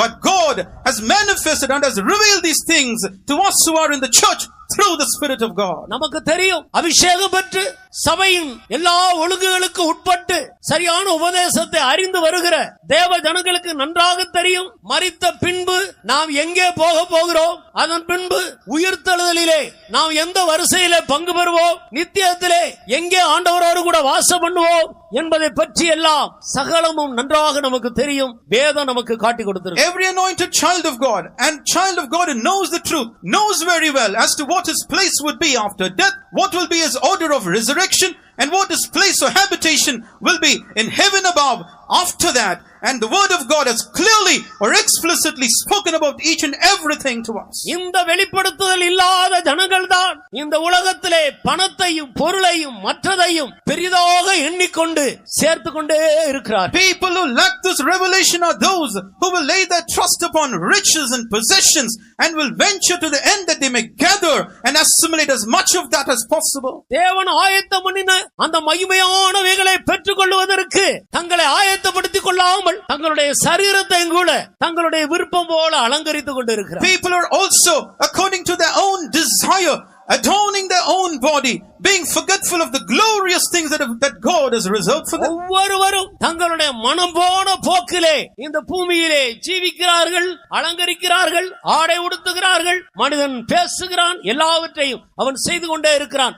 ஒரு கட்டுப்பாடு ஒழுங்கு இல்லாமல் போய்கொண்டே இருக்கு. Man today, after his mind's whims and fancies, adorns himself as he likes. He is clothing himself as he likes, speaks and does things as he likes, without any restraint or control. Man is doing things. அருமையான சகோதரனே, சகோதரி, Beloved brother and sister, தேவன் மனிதனுக்காக ஆயத்தம் பண்ணி வைத்தவைகள் மகா விசேஷமானவை. very special are the things that God has reserved for man. ஒரு மகிமையான சரீரத்தை தேவன் ஆயத்தம் பண்ணி கொண்டிருக்கிறார். The Lord is preparing for man a glorious body. யுகமான நித்திய சந்தோஷம், நித்திய வாழ்க்கையை தேவன் ஆயத்தம் பண்ணி The கொண்டிருக்கிறார். Lord is preparing for man to experience and enjoy a life which is so forever and forever, for it in eternity. நித்திய ஆளுகையை தேவன் மனிதனுக்காக ஆயத்தம் பண்ணி கொண்டிருக்கிறார். The Lord is preparing for man an eternal dominion. கர்த்தருக்கு ஸ்தோத்திரம். Praise the Lord. நீங்கள் யாக்கோபின் புஸ்தகத்தில் வரும் பொழுது When you read in the epistle written by James, முதலாம் அதிகாரம் 12வது வசனத்தில் சோதனையை சகிக்கிற மனுஷன் பாக்கியவான், தன்னிடத்தில் அன்பு கூறுகிறவர்களுக்காக அவர் ஜீவ கிரீடத்தை அவர் வைத்திருக்கிறார் என்று நாம் வாசிக்கிறோம். we read in chapter 1 and verse 12, blessed is the man who endures temptation, and the Lord has ordained the crown of life for a man who does love him.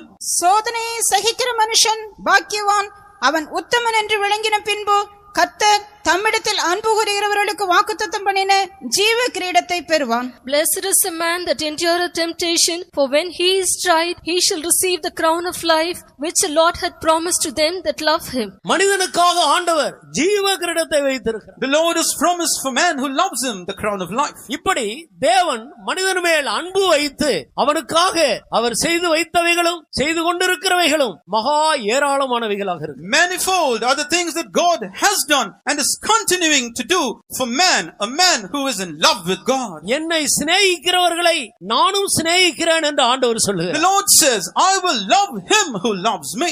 தேவன் மனிதனை சிநேகிக்கிறார். God loves man. ஆம், அருமையான தேவனுடைய பிள்ளை. Yes, beloved child of God. நம்மேல் வைத்த ஆண்டவருடைய அன்பு நம்முடைய நாவினால் விவரிக்கவே முடியாது. We cannot express with the words of our tongue the love that God has shown for us. மறுபடியினால் தான் பக்தர்கள் இப்படி பாடுகிறார்கள். That is why saints sang like this. ஆயிரம் நாவுகளால் அது வர்ணிக்க முடியுமோ? Can we ever explain that even with 1,000 tongues? அவருடைய அன்பு அவ்வளவு அதிகமாக இருக்கிறது. So great is his love for us. எல்லா பகுதியிலையும் ஆண்டவர் என்னை நேசிக்கிறார் என்று தேவனுடைய அன்பை ருசித்து வருகிற தேவனுடைய பிள்ளைகள் தங்களுடைய கைகளை உயர்த்தி ஆண்டவருடைய அன்பின் நிமித்தம் ஒரு அல்லேலூயா சொல்லி ஆர்ப்பரிப்போமா? Hallelujah. அல்லேலூயா. Hallelujah. கர்த்தருடைய நாமத்துக்கு மகிமை உண்டாகட்டும். Glory be to the Lord's holy name. ஆண்டவர் நம்மை நேசிக்கிறார். The Lord loves us. ஆண்டவர் இந்த உலகத்தில் உள்ள எல்லா மனிதர்களையும் நேசிக்கிறது உண்மை. It is true that the Lord loves all people in this world. வேதம் சொல்லுகிறது, The word of God says, ஒருவன் கர்த்தராகிய இயேசு கிறிஸ்துவினிடத்தில் அன்பு கூறாமல் போனால் அவன் சபிக்கப்பட்டவனா இருக்க கடவன். if he does not love the Lord Jesus Christ in this world, cursed be he. ஏனென்றால் ஆண்டவர் எந்த பக்கம் திரும்பினாலும் தேவ அன்பைத்தான் மனிதன் காண்கிறான், ருசிக்கிறான். Because regardless of which direction a man turns towards, all that he sees and tastes is nothing but the love of God. ஆண்டவர் மனிதர்களுக்கு பண்ணின வாக்குத்தத்தங்கள் எல்லாம் ஏராளமாக இருக்கிறது. Manifold are the promises that God has delivered to men. சகலவற்றையும் குறித்து வாக்குத்தத்தம் பண்ணுகிறார். The Lord promises concerning every possible thing. நாம் புசிக்கிற ஆகாரத்தை குறித்து வாக்குத்தத்தம் He பண்ணுகிறார். promises us concerning food that we நம்முடைய eat. பிரயாணத்தை குறித்து வாக்குத்தத்தம் பண்ணுகிறார். He promises concerning our உன் journeys. பாதங்கள் கல்லில் இடராதபடிக்கு தூதர்கள் தங்களுடைய கரங்களிலே உன்னை ஏந்தி கொண்டு போவார். My angels will uphold you in their hands, lest your feet do stumble at a stone. மனிதர்கள் யார்? Who are men? இந்த மனிதனை தரையிலே அவன் இடறி போகாதபடிக்கு கைகளில் ஏந்தி கொண்டு போகும்படி தூதர்களுக்கு ஆண்டவர் கட்டளையிட்டு அப்படி ஏந்தி கொண்டு போக செய்கிறார் என்றால் நாம் எப்படித்தான் ஆண்டவரை நேசிப்பது? If the Lord has commanded his angels that we may be lifted up in the cup of their hands, lest our feet do stumble at a stone, if that is the case, how can we ever express our love for God? உன்னை தொடுகிறவன் என் கண்மணியை தொடுகிறான். He who touches you touches the apple of mine eye. தேவனுடைய மனிதனை தொடுகிறதற்கு ஆண்டவர் யாருக்கு இடம் கொடுக்கிறது? The Lord does not make provision for even another man to touch his own people. நீ கையிட்டு செய்யும் எல்லாவற்றிலேயும் கர்த்தர் ஆசீர்வாதத்தை கட்டளையிடுகிறார். The Lord will command blessing on every work or endeavor of your hands. நீ வருகையிலும் ஆசீர்வதிக்கப்பட்டிருப்பாய், போகையிலும் ஆசீர்வதிக்கப்பட்டு. You will be blessed both in your coming in and your going out. உன் பிள்ளைகள் Your ஆசீர்வதிக்கப்பட்டிருப்பார். children will be blessed. சகலவற்றிலேயும் தேவனுடைய வாக்குத்தத்தங்கள் நமக்கு ஏராளம் கொடுக்கப்பட்டிருக்கு. In every aspect of our life, the promises of God have been liberally given. அதற்கு அளவே இல்லை. They cannot be measured. அப்படியானால் தேவனுடைய அன்பு எவ்வளவு பெரியது என்று பாருங்கள். If that be so, just imagine and see how great is the love of God. இது நிமித்தமாகத்தான் ஒருவன் கர்த்தராகிய இயேசு கிறிஸ்துவினிடத்தில் அன்பு கூறாமல் போனால் அவன் சபிக்கப்பட்டவனாய் இருக்க கடவன் என்று வேதம் சொல்லுகிறது. It is for this reason the word of God says, if a person does not love the Lord Jesus Christ, he shall be accursed. அருமையான தேவனுடைய பிள்ளையே, Beloved child of God, கர்த்தராகிய இயேசுவுடைய அன்பு அளவுக்கு அடங்காதது. the love of the Lord Jesus Christ knows no measure. அவர் கிறிஸ்தவர்களுடைய தேவன் என்று சொல்லி அவரை நீ ஒதுக்கி விடாதே, அவருடைய அன்பை புறம்பே தள்ளி விடாதே. Do not set him aside and reject him, saying that Jesus Christ is a God only of the Christians. அவர் இந்த பூமிக்கு வரும்பொழுது இந்த பூமியில ஒரு கிறிஸ்தவன் கூட கிடையாது. When Jesus came into this world did not have even one Christian here. இயேசு கிறிஸ்தவர்களுக்காக வரவே இல்லை. Jesus never came here for Christians. பாவிகளை ரட்சிக்க இயேசு கிறிஸ்து இந்த உலகத்துக்கு வந்தார். Jesus Christ came into this world to save sinners. நான் பாவி என்று எந்த மனிதன் ஒத்துக்கொண்டாலும் இயேசுவுடைய அன்பை ருசிக்கலாம். When any man shall confess that he is a sinner, he can taste of the love of Christ. இன்றைக்கு இயேசு எனக்காக வந்த தேவன் என்று உன் இருதயத்திலே விசுவாசித்து உன் வாயினால் அறிக்கை பண்ணு. Today, believe in your heart and confess with your mouth that Jesus Christ is the Lord. இன்று முதல் நீ ஆசீர்வதிக்கப்படுவாய். From this day forward will you be blessed. இன்று முதல் ஆண்டவருடைய அன்பை நீ ஒவ்வொரு பகுதியிலே ருசிக்க ஆரம்பிப்பாய். From today will you begin to taste of the love of God in every aspect of your life. நீ இயேசு கிறிஸ்துவினிடத்தில் அன்பு கூறத்தான் வேண்டும். You should without fail show love towards Jesus இவ்வளவு Christ. நாட்கள் அவரை தள்ளிவிட்டது போல இன்றைக்கும் அவருடைய சத்தத்தை கேட்டு நீ தள்ளிவிடாதே. Do not hear his voice and reject him till you have hitherto rejected him in your life. ஒரு காலம் இயேசு உன்னை சபிக்க மாட்டார், அவர் ஆசீர்வதிக்கிறவர். ஆனால் நீ அவரை தள்ளிவிட்டபடியினால் நீயே சாபத்தை தேடிக்கொள்ளுகிறாய். Jesus never curses. He is the one who always blesses people. But you have invited curses upon your own life because you have rejected Jesus from you.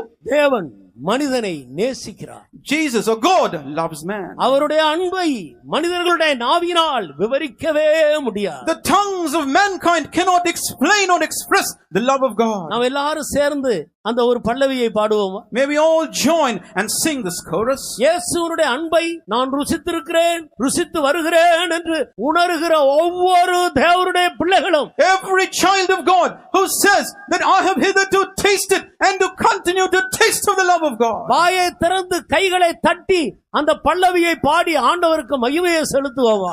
Let us clap our hands, open our mouths and sing aloud and glorify God. நாம் அவரை பாடி துதிக்காமல் இருப்பது நமக்கு தான் நஷ்டம். It will be a loss indeed for us if we refrain from praising God. ஆயிரம் ஆயிரம் நாவுகளோ அது வர்ணிப்பது நெடுதோ. ஆயிரம் ஆயிரம் நாவுகளோ அது வர்ணிப்பது நெடுதோ. பதினாயிரத்தின் கனராம்சம் சொல்லிடுவான் பாடின சாத்தியமாவோ. பதினாயிரத்தின் கனராம்சம் சொல்லிடுவான் பாடின சாத்தியமாவோ. அதிசயமே தெய்வத்தின் ஸ்நேகம் என்று மனோகரமே. இந்த அதிசயமே தெய்வத்தின் ஸ்நேகம் என்று மனோகரமே. அது சிந்தையில் அடங்கும் சிந்து சமானமாய் சந்தனம் காணுது ஞானம். அது சிந்தையில் அடங்கும் சிந்து சமானமாய் சந்தனம் காணுது ஞானம். இந்த அதிசயமே தெய்வத்தின் ஸ்நேகம் என்று மனோகரமே. ஆம், அருமையானவர்களே, ஆண்டவருடைய அன்பு மனிதனுடைய நாவினால் வர்ணிக்க கூடாத அது பெரிய அன்பாக இருக்கு. Yes, the love of the Lord Jesus Christ is a love which cannot be expressed or explained by the tongues of mankind. ஆனால் தேவனுடைய ராஜ்யம் யாருக்கு உரியது? But to whom does the kingdom of God belong? தேவன் யாரையெல்லாம் நேசிக்கிறாரோ அவர்களுக்குரியதல்ல, அவரை யார் நேசிக்கிறார்களோ அவர்களுக்குரியதாக இருக்கிறது. The kingdom does not belong to whom God loves. Rather, it belongs to those who love God. தேவன் முழு உலகத்தில் உள்ள ஒவ்வொருவரையும் நேசிக்கிறார். The Lord loves every individual in this world. ஆனால் இதை விளங்கிக் கொண்டு கொடுக்கப்பட்டிருக்கிற இந்த குறைந்த வாழ்நாள் காலத்திலே யார் எந்த அளவு தெய்வத்தை நேசிக்கிறார்களோ அந்த அளவை பொறுத்து பரலோக ராஜ்யத்தில் மனிதன் சுதந்திர வீதத்தை அனுபவிக்க போகிறார். But a man who understands this and gives himself to loving God in this time span which is given to him in this world will commensurately enjoy the realm of the heavenly kingdom up there. தேவன் நம்மை நேசிக்கிறது போல இந்த குறைந்த நாட்களிலே நாம் அவரை நேசிக்க வேண்டும் என்று ஆண்டவர் விரும்புகிறார். The Lord desires that we should love Him like He does love us in this short time frame which is given to us in this world. முழு இருதயத்தோடும் முழு ஆத்மாவோடும் முழு மனதோடும் முழு பலத்தோடும் அவரை இந்த பூமியிலே நேசிக்கிறவர்கள் அவர் எங்கே இருக்கிறாரோ அங்கே அவரோடு கூட இருக்க போகிறார். Those who love Him with all their heart, mind, soul and strength will abide with the Lord even where He is. ஆனபடியால் அருமையானவர்களே, நாம் எப்படி தேவனை நேசிக்க வேண்டும் என்பதை வேத வசனத்தின் வெளிச்சத்தில் சில காரியங்களை உங்களோடு பகிர்ந்து கொண்டு முடிக்க விரும்புகிறேன். Therefore, I wish to close after sharing with you a few profound truths from the light of the Word of God as to how you should love God. அன்பு என்று சொல்லுகிறோமே, அந்த அன்பு எப்படிப்பட்டது? நாம் எப்படி ஆண்டவரை நேசிக்க கடமைப்பட்டிருக்கிறோம்? Well, we talk about love, isn't it? How are we duty bound to love our God?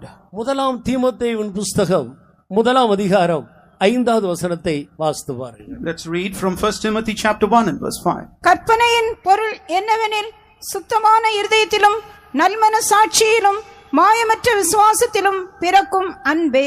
Now the end of the commandment is charity out of a pure heart and of a good conscience and a faith unfeigned. ஆண்டவருடைய கற்பனையை மனிதன் கைக்கொள்வதுதான் அன்பு என்று வேதத்தில் படிக்கிறோம். To observe the commandments of God is what we read in the word of God as being love. உண்மையான அன்பு என்று சொன்னால் ஆண்டவர் மனிதனுக்கு கொடுத்திருக்கிற கற்பனைகளை மனிதன் கைக்கொண்டு நடக்க வேண்டும். True love towards God means that man has to observe and walk in accordance with God's commandments that have been given to him. ஒரு தகப்பன் தன்னுடைய பையனை பார்த்து நீ இதை செய் என்று சொல்லுகிறார் என்று வைத்துக் கொள்ளுங்கள். Say for instance a father looks at his son and says, do such a thing. அப்பா, நான் உங்களை ரொம்ப நேசிக்கிறேன். Father, I love you very much. ஒவ்வொரு நாளும் அந்த பையன் எழும்பி, அப்பா நான் உங்களை ரொம்ப நேசிக்கிறேன். The son rises up every day and says this, Father, I love you. நம்ம வீட்டில் இருக்கிற எல்லாரை விட நான் உங்களை ரொம்ப நேசிக்கிறேன். I love you more compared to anyone else loving you in the family. அவர் இப்படி சொல்லுகிறானே, சரி இவன் எவ்வளவு நம்மை நேசிக்கிறான் என்று பார்க்கலாம் என்று சொல்லி அவர் காலைதோறும் இன்றைக்கு இதை செய் அதை செய் என்று ஒவ்வொரு காரியத்தை சொல்லுகிறார். And the father, knowing that this boy is verbally expressing his love, want to put this boy to test and every day engaged him in some work or the other. ஆனால் அவர் சொல்லுகிறது ஒன்றையும் அவன் செய்கிறதே இல்லை. But this boy never fulfilled or performed any of the words of the father. ஆனால் காலையில் எழும்பின உடனே, அப்பா நான் உங்களை நேசிக்கிறேன். But when he woke up in the morning, the first thing he would say is, Father, I love you. இது என்ன நேசம்? What love is this? வாயினால சொல்லுகிறதா நேசம்? Is it just to verbally express love? நான் ஆண்டவரை நேசிக்கிறேன், நானும் ஒரு கிறிஸ்தவன் தான் என்று சொல்லிக்கொண்டே இருக்கலாம். You can continue to say that I am also a Christian and profess your love just verbally. வேதம் சொல்லுகிறது அன்பு என்றால் அவருடைய கற்பனைகளை கைக்கொள்ள வேண்டும். But the word of God says love is to observe God's commandments. நாம் அவருடைய கற்பனைகளை கைக்கொள்வதே அன்பு. To keep the commandments of God or His law is love. தேவனுக்கு பயந்து அவருடைய கற்பனைகளை கைக்கொள், இது எல்லா மனிதர் மேலும் விழுந்த கடமை. Fear God and keep His commandments, for this is the whole duty of man. யார் ஆண்டவரை நேசிக்கிறார்களோ அவர்களுக்கு ஆயத்தம் பண்ணினவைகளை கண் காணவில்லை, காது கேட்கவும் இல்லை, மனுஷனுடைய இருதயத்திலே தோன்றவும் இல்லை. I have not seen nor you heard, neither entered into the heart of man, the things that God has prepared for them that do love Him. நான் ஆண்டவரை நேசிக்கிறேன் என்றால் அவருடைய கற்பனைகளை மனிதன் கைக்கொள்ள வேண்டும். If a man says he loves God, he should without fail keep His commandments. ஒரு கற்பனையை கூட நாம் கைக்கொள்ளாமல் விட்டு விலகவே கூடாது. We should never depart ever from observing even a very small aspect of His commandment. இந்த கற்பனைக்கு ஒரு பொருள் இருக்கிறது. There is a meaning for this commandment. அது என்ன? What is this? அதுதான் சுத்த இருதயம், நல்ல மனசாட்சி, மாயமற்ற விசுவாசம். That is a pure conscience, love without dissimulation and faith unfeigned. இதிலிருந்து பிறக்கிற அன்புதான் கற்பனையின் பொருள். Love that is born out of these three experiences is the very sum and substance of it. அன்பு என்றால் இந்த மூன்றிலிருந்து உருவாக்கப்பட்டு வெளியே வருகிறது. Love is that which is it takes shape within these three experiences and then comes out. சுத்த இருதயத்தோடு மனிதன் தேவனை நேசிக்க வேண்டும். Man should love God with a clean heart. நல்ல மனசாட்சியோடு நேசிக்க He வேண்டும். should love God with a pure conscience. மாயமற்ற சுத்தமான விசுவாசத்தோடு, ஆரோக்கியமான விசுவாசத்தோடு ஆண்டவரை நேசிக்க. With a hale and healthy faith which is unfeigned should man love God. இந்த மூன்றிலிருந்து உருவாகி புறப்படுகிறதுதான் அன்பு. Love is that which is given shape to by these three experiences and is brought out. இந்த அன்பிலதான் நாம் ஆண்டவரை நேசிக்க வேண்டும், பின்பற்ற வேண்டும். It is in this love that we should love God and follow Him. இவர்களுக்காக ஆயத்தம் பண்ணினவைகளை தான் தேவன் ஆயத்தம் பண்ணினவைகளை மனிதனுடைய கண் காணாத அளவுக்கு அவ்வளவு விசேஷமாக இருக்கு. It is for these people that the Lord has created things which are far so special that human eyes have not beheld it hitherto.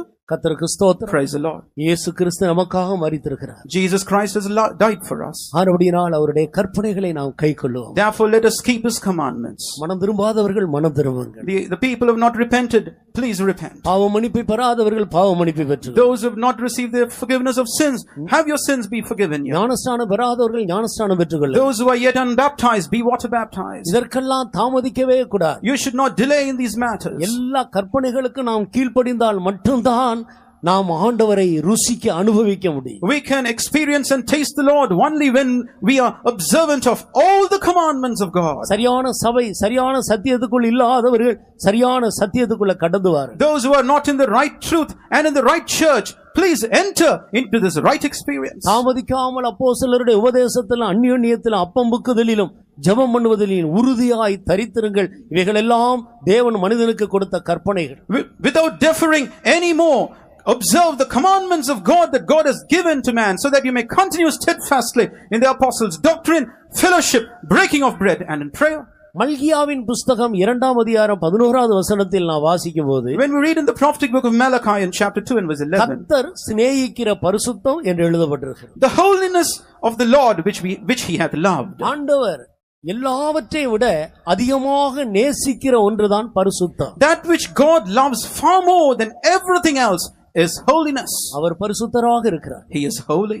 யாரெல்லாம் பரிசுத்தத்தை முக்கியத்துவப்படுத்தி தங்களுடைய ஜீவியத்தில் அதை நேசிக்கிறார்களோ அவர்கள்தான் உண்மையாய் ஆண்டவரை நேசிக்கிறார். Those who give prime importance to holiness and love God are those who truly love God in their life. நாம் ஆண்டவரை நேசிக்கிறோம் என்றால், அருமையான சகோதரனே சகோதரியே, உன்னுடைய ஜீவியத்தின் எல்லா பகுதியிலேயும் பரிசுத்தத்தை முக்கியத்துவப்படுத்து. Oh beloved brother and sister, if you say that you love God truly, give prime importance to holiness in every aspect of your life. பேச்சிலே, வார்த்தையிலே, பார்வையிலே, சிந்தையிலே, செயல்களிலே பரிசுத்தத்தை நீ சிநேகி முக்கியத்துவப்படுத்து. Love holiness and give importance to holiness in every aspect of your life. Be it your works, your walks, your deeds, the sight of your eyes, and even the thoughts of your mind. 97வது சங்கீதம் 10வது வசனத்திலே சங்கீதக்காரன் இவ்வளவு தெளிவாக எடுத்தெழுது. The psalmist sings this very clearly in Psalm 97 and verse 10. கர்த்தரில் அன்பு கூறுகிறவர்களே, தீமையை வெறுத்து விடுங்கள். அவர் தம்முடைய பரிசுத்தவான்களின் ஆத்துமாக்களை காப்பாற்றி துன்மார்க்கரின் கைக்கு அவர்களை தப்புவிக்கிறார். Ye that love the Lord hate evil. He preserveth the souls of His saints. He delivereth them out of the hand of the wicked. நீ ஆண்டவரிடத்தில் அன்பு கூறுவது உண்மையானால், If it is true that you have love for the Lord, தீமையை, பாவத்தை, பொல்லாங்காய் தோன்றுகிற எல்லாவற்றையும் நீ வெறுத்து விடு. hate, sin, evil, and everything that has an appearance of wickedness. அதுதான் ஆண்டவரிடத்தில் அன்பு கூறுவதற்கு அடையாளம். That is a sign of you expressing love for God. கர்த்தரிடத்தில் அன்பு கூறுகிறவர்களுக்கு ஆயத்தம் பண்ணினவைகள் மகா விசேஷமானவைகள். Far special are the things that God has prepared for those who love Him. இவர்கள்தான் பரலோக குடும்பத்தை சேர்ந்தவர்கள். They are those who belong to the family of heaven. இவர்கள்தான் நித்தியத்தில் ஆண்டவரோடு ஆளுகை செய்ய They போகிறார்கள். are those who will co-reign with the Lord in eternity. இந்த பூமியிலே ஆண்டவரை நான் சிநேகிக்கிறேன், நேசிக்கிறேன் என்றால், அன்பு கூறுகிறேன் என்றால், தீமையை, பொல்லாங்காய் தோன்றுகிற எல்லாவற்றையும் விட்டு விடுங்கள்.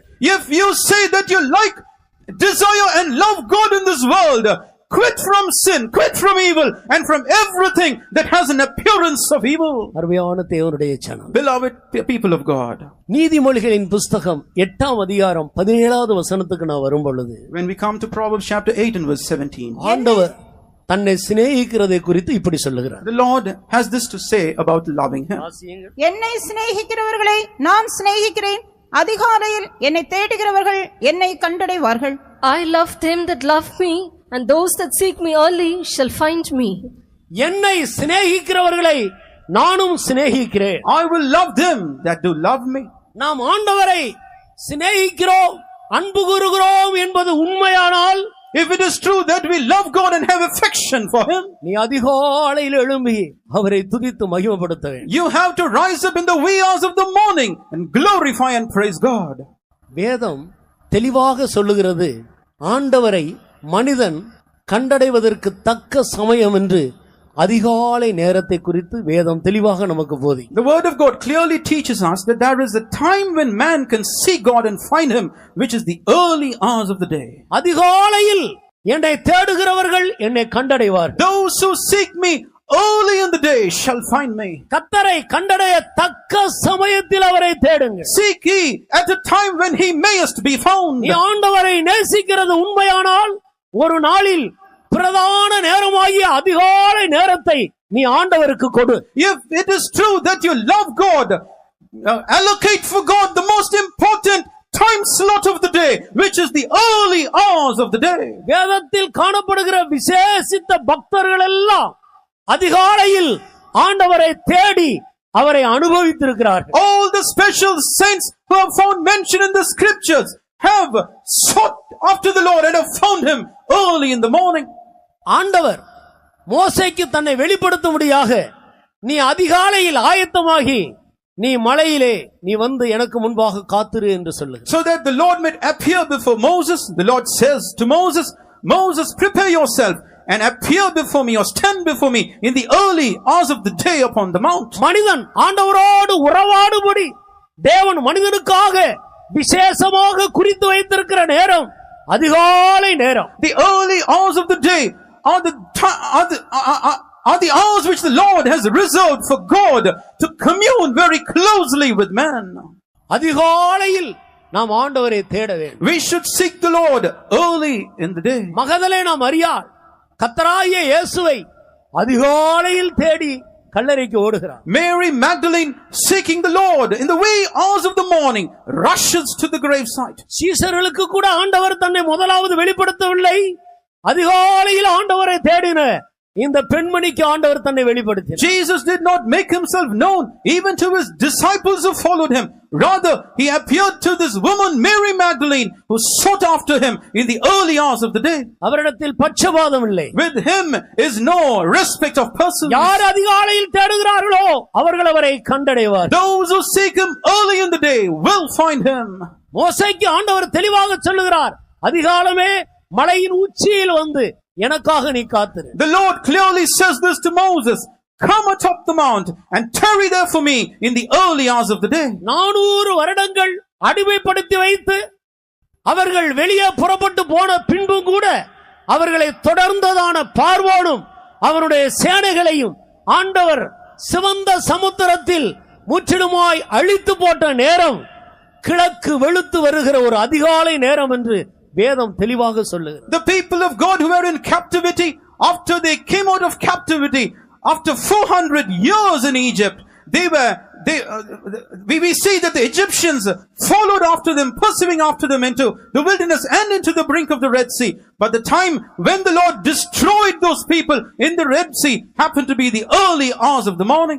எசேக்கியா ராஜாவுக்கு விரோதமாக கொந்தளித்துக் கொண்டிருந்ததான கடற்கரை மணலத்தனையான சனகரிப்பும் அவருடைய ஜனங்களும் சங்கரிக்கப்பட்ட நேரம் அதிகாலை நேரமாக இருந்தது. The early hours of the day was the time when King Sennacherib and his host, which were like the innumerable sands of the seashore, were destroyed, who withstood Hezekiah. The time when that happened was the early hours of the day. அவன் அதிகாலையில் எழும்பி பார்க்கும்போது அந்த சத்துருக்கள் எல்லாரும் செத்த பிரேதங்களாக கிடந்தார்கள். When they rose up and saw on the next day all the adversaries, they were strewn on the ground with their corpses there. அருமையான தேவனுடைய பிள்ளை, Beloved child of God, எல்லா பொல்லாத சுபாவங்களும் அழிக்கப்படுகிற நேரம் நீ அதிகாலையில் எழும்பி கர்த்தரை துதிக்கிற நேரம். the time when all your evil natures are ended from your life is when you rise up early in the morning to offer praise to ஆண்டவரை God. நேசிக்கிறது உண்மையானால், If it is true that you love God, நீ உண்மையாக அவரிடத்தில் அன்பு கூர்ந்தால், if you truly have love for Him, நீ உண்மையாகவே பரிசுத்தத்தை சிநேகித்தால், if you truly love holiness, நீ அதிகாலையில் எழும்பி அவரை பாடி துதித்து அவரோடு நீ உறவாடு. Arise early in the morning, sing to the Lord, praise Him and commune with Him. இவர்களுக்குத்தான் ஆண்டவர் தேவனுடைய ராஜ்யத்தில் எல்லாவற்றையும் ஆயத்தமாக்கி வைத்தார். It is for these people that the Lord has prepared everything in the kingdom of heaven. மோசே தன்னுடைய பாட்டில் இவ்வளவு தெளிவாக பாடுகிறார். Moses sings this very clearly in his song. நாங்கள் எங்கள் வாழ்நாளெல்லாம் மகிழ்ந்து களிகூர்ந்திருக்கும்படி காலையிலே உமது கிருபையினால் எங்களை திருப்தியாக்கும். That we may rejoice and be glad all the days of our life.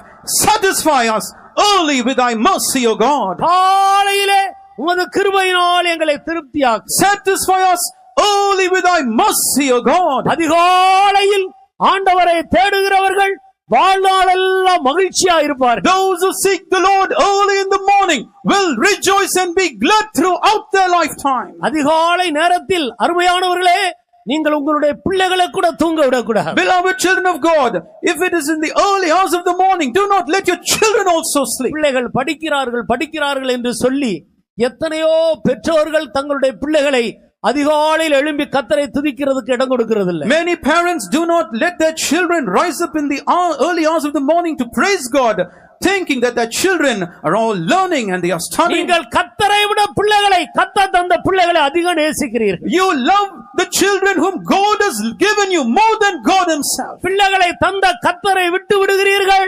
பிள்ளைகளை ஆராதிக்கிறீர்கள். You leave aside God who gave you children first of all. Rather, you serve and worship your very children. பக்தியற்ற நிலவரத்தில் பிள்ளைகள் வளருகிறார்கள், பிற்காலத்தில் உங்களுக்கு மனநோவாக மாறிவிடுகிறார்கள். Your children grow up in the ways of ungodliness and in the latter days of their life become a vexation to your mind. நீங்கள் கர்த்தரை நேசிக்கிறது உண்மையானால், If it is true that you love God, நீங்கள் அதிகாலையில் குடும்பமாக பிள்ளைகளோடு சேர்ந்து கர்த்தரை துதித்து அவரோடு உறவாடுங்கள். as one family, along with your children, rise up to praise God and commune with God. பிள்ளையாண்டானை அவன் சிறு பிள்ளையாக இருக்கும்போது நடத்த வேண்டிய வழியிலே நீ நடத்து, பிரம்பை கையாடு, இல்லாவிட்டால் நீ உன் பிள்ளையை பகைக்கிறவனாவாய். In the time of his childhood, guide your child in the way in which he should walk.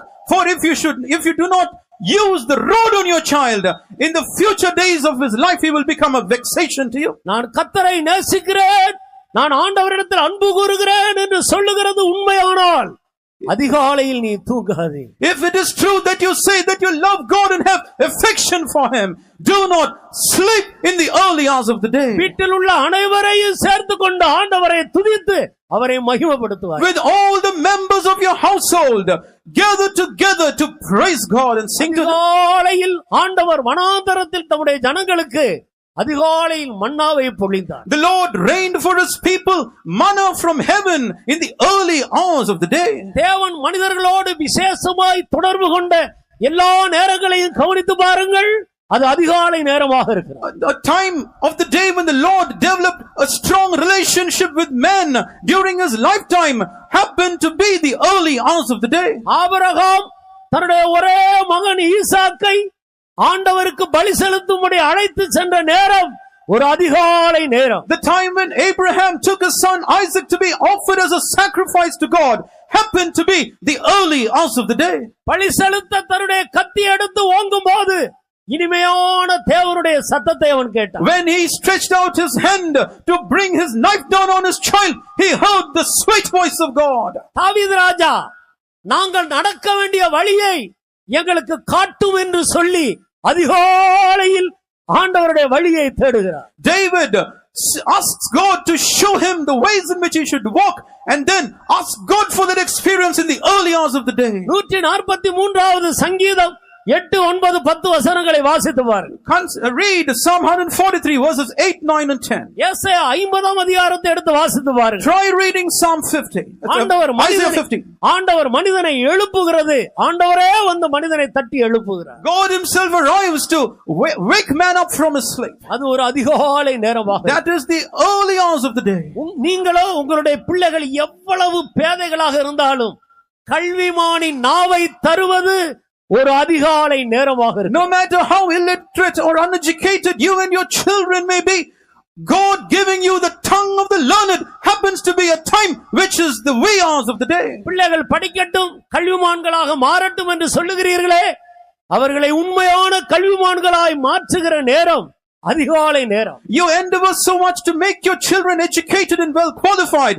Well, the time when that work happens in their life happens to be the time of the early hours of the day. அருமையான தேவனுடைய ஜனம், Beloved people of நாம் God, ஆண்டவரை நேசிக்கிறது உண்மையானால் if it is true that we love God, அதிகாலையில் அவரை தேடுவோமா? may we seek Him early. அதுதான் நாம் ஆண்டவரிடத்தில் அன்பு கூறுவதற்கு அடையாளமாக இருக்கு. That is a sign of we loving God. இன்னும் 1-2 வசனங்களை சொல்லி முடிக்க விரும்புகிறேன். I wish to close with 2 more verses. யாக்கோபின் புத்தகம் 1 அதிகாரம் 12வது வசனத்திலே அந்த நிருபத்தில் நான் வாசித்தால், When we read in the epistle written by James in chapter 1 and verse 12, சோதனையை சகிக்கிற மனுஷன் பாக்கியவான். blessed is the man who endures temptation. கர்த்தர் தன்னிடத்தில் அன்பு கூறுகிறவர்களுக்கு வாக்குத்தத்தம் பண்ணின ஜீவ கிரீடத்தை அவன் பெறுவான். Man will receive the crown of life which God has promised for them that do love Him.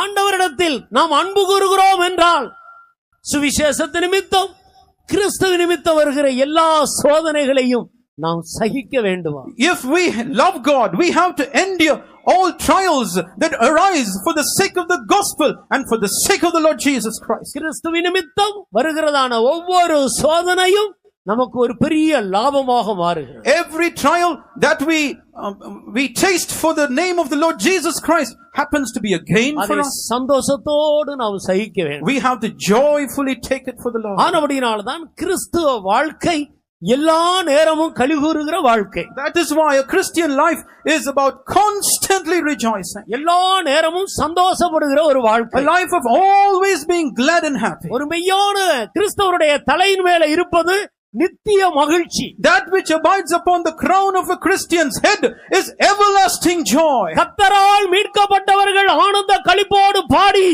அவர்கள் சீயோனுக்கு வருவார்கள்.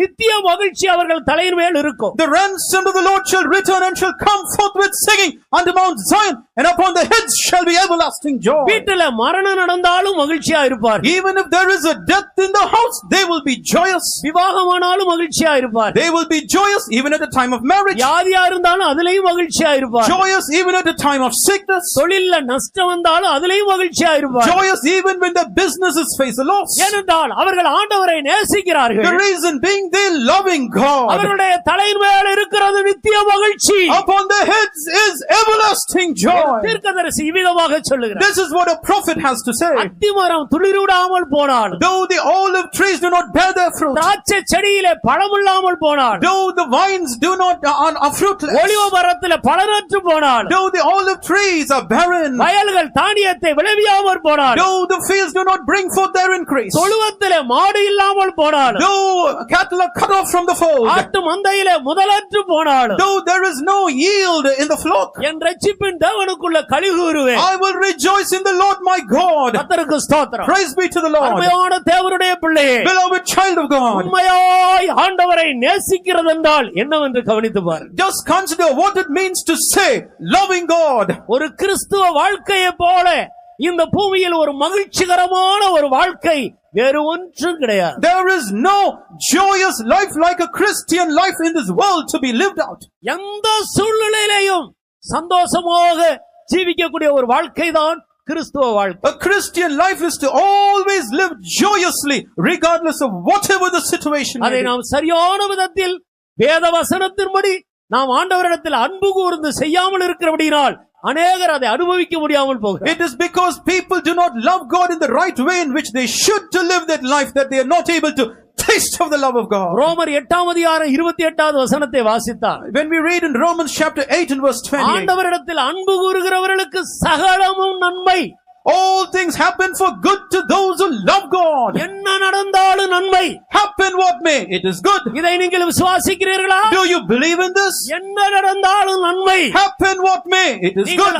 நீங்கள் ஆண்டவரிடத்தில் அன்பு கூறுகிறது உண்மையானால், If it is true that you love God, என்ன நடந்தாலும் நன்மை என்று நீ விசுவாசிக்க வேண்டும். come what may, you should believe that it is for your good. அப்பொழுதுதான் அந்த பரலோக குடும்பத்தில் நித்திய காலமாக நிலைத்திருக்க முடியும். The only then can you endure forever and ever in the heavenly family. எல்லா நன்மை, Everything is good. சகலமும் நன்மை. நன்மை. Everything is good. எத்தனை பேர் தைரியமாக சொல்ல முன்னுக்கு வருகிறீர்கள்? How many of you come forward to profess this நான் boldly? ஆண்டவரை நேசிக்கிறேன். I love God. எனக்கு நடக்கிறதெல்லாம் நன்மை. Everything that happens to me is for my good. நீங்கள் அறிக்கையிட்டு பாருங்கள். Try confessing this. நிச்சயமாக Certainly. ஒரு நன்மை அல்ல, இரட்டிப்பான நன்மையாக மாறும். Not just one measure of goodness, it will be made twofold. விசுவாசிக்கிறவர்கள் கரங்களை உயர்த்தி ஆண்டவரை மகிமைப்படுத்துவோம். Those who believe this, put up your hands to praise and glorify God. Hallelujah. Hallelujah. இந்த விசுவாசம் ஆபிரகாமுக்கு இருந்தபடியினால்தான் ஆண்டவர் தந்த ஒரே மகனை இதில பெரிய நன்மை ஒன்று உண்டு என்று விசுவாசித்து பலியிட போனார். It is because Abraham possessed this faith that he knew that there is a great goodness to see while he went forward to offer his son as a sacrifice to God. நீங்கள் ஆண்டவரை நேசிக்கிறோம் என்று சொல்லுகிறீர்கள். You claim that you love God. உங்களுடைய ஒரே மகனை இல்லாவிட்டால் ஒரே மகளை ஆண்டவர் நித்தியமாக இந்த சீயோன் மலையில் அவரோடு கூட இருக்க அழைத்தால் நீங்கள் விடுகிறதில்லையே. But when God calls your only daughter and son to be with him and serve him atop Mount Zion, you do not let them go. சிலர் தங்களுடைய பிள்ளைகளை ஊழியக்காரரிடத்தில் நெருங்க விட மாட்டார்கள், பெய்தம்பள போய் தங்க விட மாட்டார்கள், ஏனென்றால் அவங்க ஊழியத்துக்கு போயிடுவார்களோ என்ற பயம். Some parents do not let their children acquaint themselves closely with servants of God and frequent the church because they are afraid that they may go to the ministry. இதுதான் ஆண்டவரிடத்தில் அன்பு கூறுவதா? Is this how you love God? நாம் ஆண்டவரை நேசிக்கிறோம் என்று சொல்லுகிறோமே. பிள்ளைகள் கர்த்தரால் வரும் சுதந்திரம். ஆண்டவர் கொடுத்த பிள்ளையை ஆண்டவர் கேட்கும்போது கொடுக்க உங்களுக்கு விருப்பம் இல்லை. We say that we love God. Your children are an heritage from the Lord. But when God asks your children from you, you do not have a mind to part from them. இதுதான் தேவனை நேசிக்கிறதா? Is this how you love God? இப்படியானால் நாம் பரலோக குடும்பத்தில் ஆண்டவரோடு கூட சேர்க்கப்பட முடியுமோ? If this be so, can we ever be enjoined with God in the family of heaven? கர்த்தருடைய நாமத்துக்கு மகிமை உண்டாகட்டும். Glory be to the Lord's name. ஆண்டவர் பேதுருவை பார்த்து இப்படி கேட்டார். This is what the Lord asked Peter. நீ என்னை இவர்களிலும் அதிகமாய் என்னை நேசிக்கிறாயா? Do you love me more than these all? இங்க இருக்கிற எல்லாரையும் விட என்னை நேசிக்கிறாயா? Do you love me more than all of these here? நீ என்னை அன்பு கூறுகிறது, என்னில் அன்பு கூறுகிறது உண்மையா? Is this true that you love me? ஆம் ஆண்டவரே, நான் உம்மை நேசிக்கிறேன். Yes, Lord, I love you. என் ஆடுகளை மேய்ப்பாய். Feed my flock. ஆண்டவரை நேசிக்கிற நேசத்தின் உச்ச கட்டம், The summit of our love for God. தனக்குரிய எல்லாவற்றையும் விட்டு ஆண்டவருக்கு பின்னால போய் அவர் ஊழியம் செய்வதில் வந்து முடிவடை. And it ends in one forsaking his all to follow after the Lord to serve him. இவர்கள்தான் தேவனுடைய ராஜ்யத்திலே அந்த சீயோன் மலையின் சிகரத்திலே யுகாயுகமாக ஆண்டவரோடு கூட நிற்க போகிற கூட்டம். These are those who will constitute the band, who will forever and ever stand together with the Lord Jesus atop Mount Zion to reign with him. ஆண்டவரை நேசிக்க விரும்புகிறவர்கள் எல்லாரும் நம்முடைய முழங்கால்களை முடக்கி கண்களை மூடுவோம். Those of us who wish to love God, let us close our eyes and be on our knees. தயவு செய்து எல்லாரும் எழும்பி நிற்போம். May we all stand up, please. ஆண்டவரை நேசிக்கிறேன் என்று இன்னும் நேசிக்க தீர்மானிக்கிறேன், அவர் விரும்புகிறது போல அவரை நேசிக்க தீர்மானிக்கிறேன் என்று தீர்மானம் எடுக்கிறவர்கள் மாத்திரம் தயவு செய்து எழும்பி நிற்போம். Those of them who say, I wish to love God henceforth, especially I wish to love God in the way in which he wants me to love him, those who've taken that decision alone, please stand up. நாட்கள் இல்லை. We don't have any more time. இனி காலம் செல்லாது. We have no more days ahead of us. அருமையான சகோதரனே, சகோதரியே, Beloved brother and sister, நாம் நினைக்கிறது போல் அல்ல. it is not even as we think. இனி காலம் செல்லாது. We have no more time. இதோ ஆண்டவர் சீயோனை கட்டி மகிமையிலே வெளிப்பட போகிற வேளை வந்தாயிற்று. Behold, the time has come when the Lord shall build up Zion and appear in his glory. ஆண்டவரை நேசிக்கிறவர்களை அவர் மகிமைப்படுத்த வேண்டிய வேளை வந்துவிட்டது. The hour has come when the Lord is to glorify those who love him. கண்களை மூடின வண்ணமாக ஆண்டவரிடத்தில் அன்பு கூறும்படி தீர்மானிப்போமா? Even with your eyes closed, take this decision to love God. நம்முடைய ஆண்டவர் சீக்கிரம் வரப்போகிறார். Our God is to return very soon. அவர் யாருக்காக வரப்போகிறார்? For whom is he returning? தன்னுடைய குடும்பத்தை சேர்க்க He வரப்போகிறார். is returning to gather his family unto himself. யார் அந்த குடும்பத்தார்? Who are his family members? இந்த பூமியில் இருக்கிற கொஞ்ச காலத்தில் அவரையே நேசித்துக் கொண்டிருக்கிறவர்கள். Who? Those in this short time span in this world constantly love him. தன் நேசர் மேல் சாய்ந்து கொண்டு வனாந்தரத்தில் வருகிற இவள் யார்? Who is she who cometh out of the wilderness, leaning upon the breast of her beloved? ஆண்டவரை நேசிக்கிற தேவனுடைய பிள்ளையே, இந்த உலகம் உனக்கு ஒரு வனாந்தரமாய் காட்சியளிக்கிறதா? Beloved child of God who loves God, does this world appear as a wilderness to your eyes? இந்த உலகத்தில் நீ ஆண்டவரை நேசிக்கிறது உண்மையானால், If it is true that you love God in this world, நீ எந்த பக்கம் திரும்பினாலும் அங்கே உனக்கு இனிமை இருக்காது. regardless of where you turn your gaze towards, it will not be sweet to your eyes. எல்லாம் வனாந்தரமாகவே இருக்கும். It will all appear as the wilderness to you. எல்லாம் வெறுப்பாக வறட்சியாகவே இருக்கும். Everything will be barren and full of hatred. உனக்கு இனிமையானது ஒன்றே ஒன்று என்றால் அது ஆண்டவரை சார்ந்து ஜீவிப்பது. There will be one sweet experience for you, which is of you leaning upon the Lord as you live. இயேசுவை நேசிக்கிறதை தவிர வேறு ஒன்றும் இந்த பூமியிலே இனிமை இல்லை. But for loving Jesus in this world, nothing else will be a sweet experience for you. நீ இயேசுவை நேசிக்கிறேன் என்று சொல்லுகிறாய்.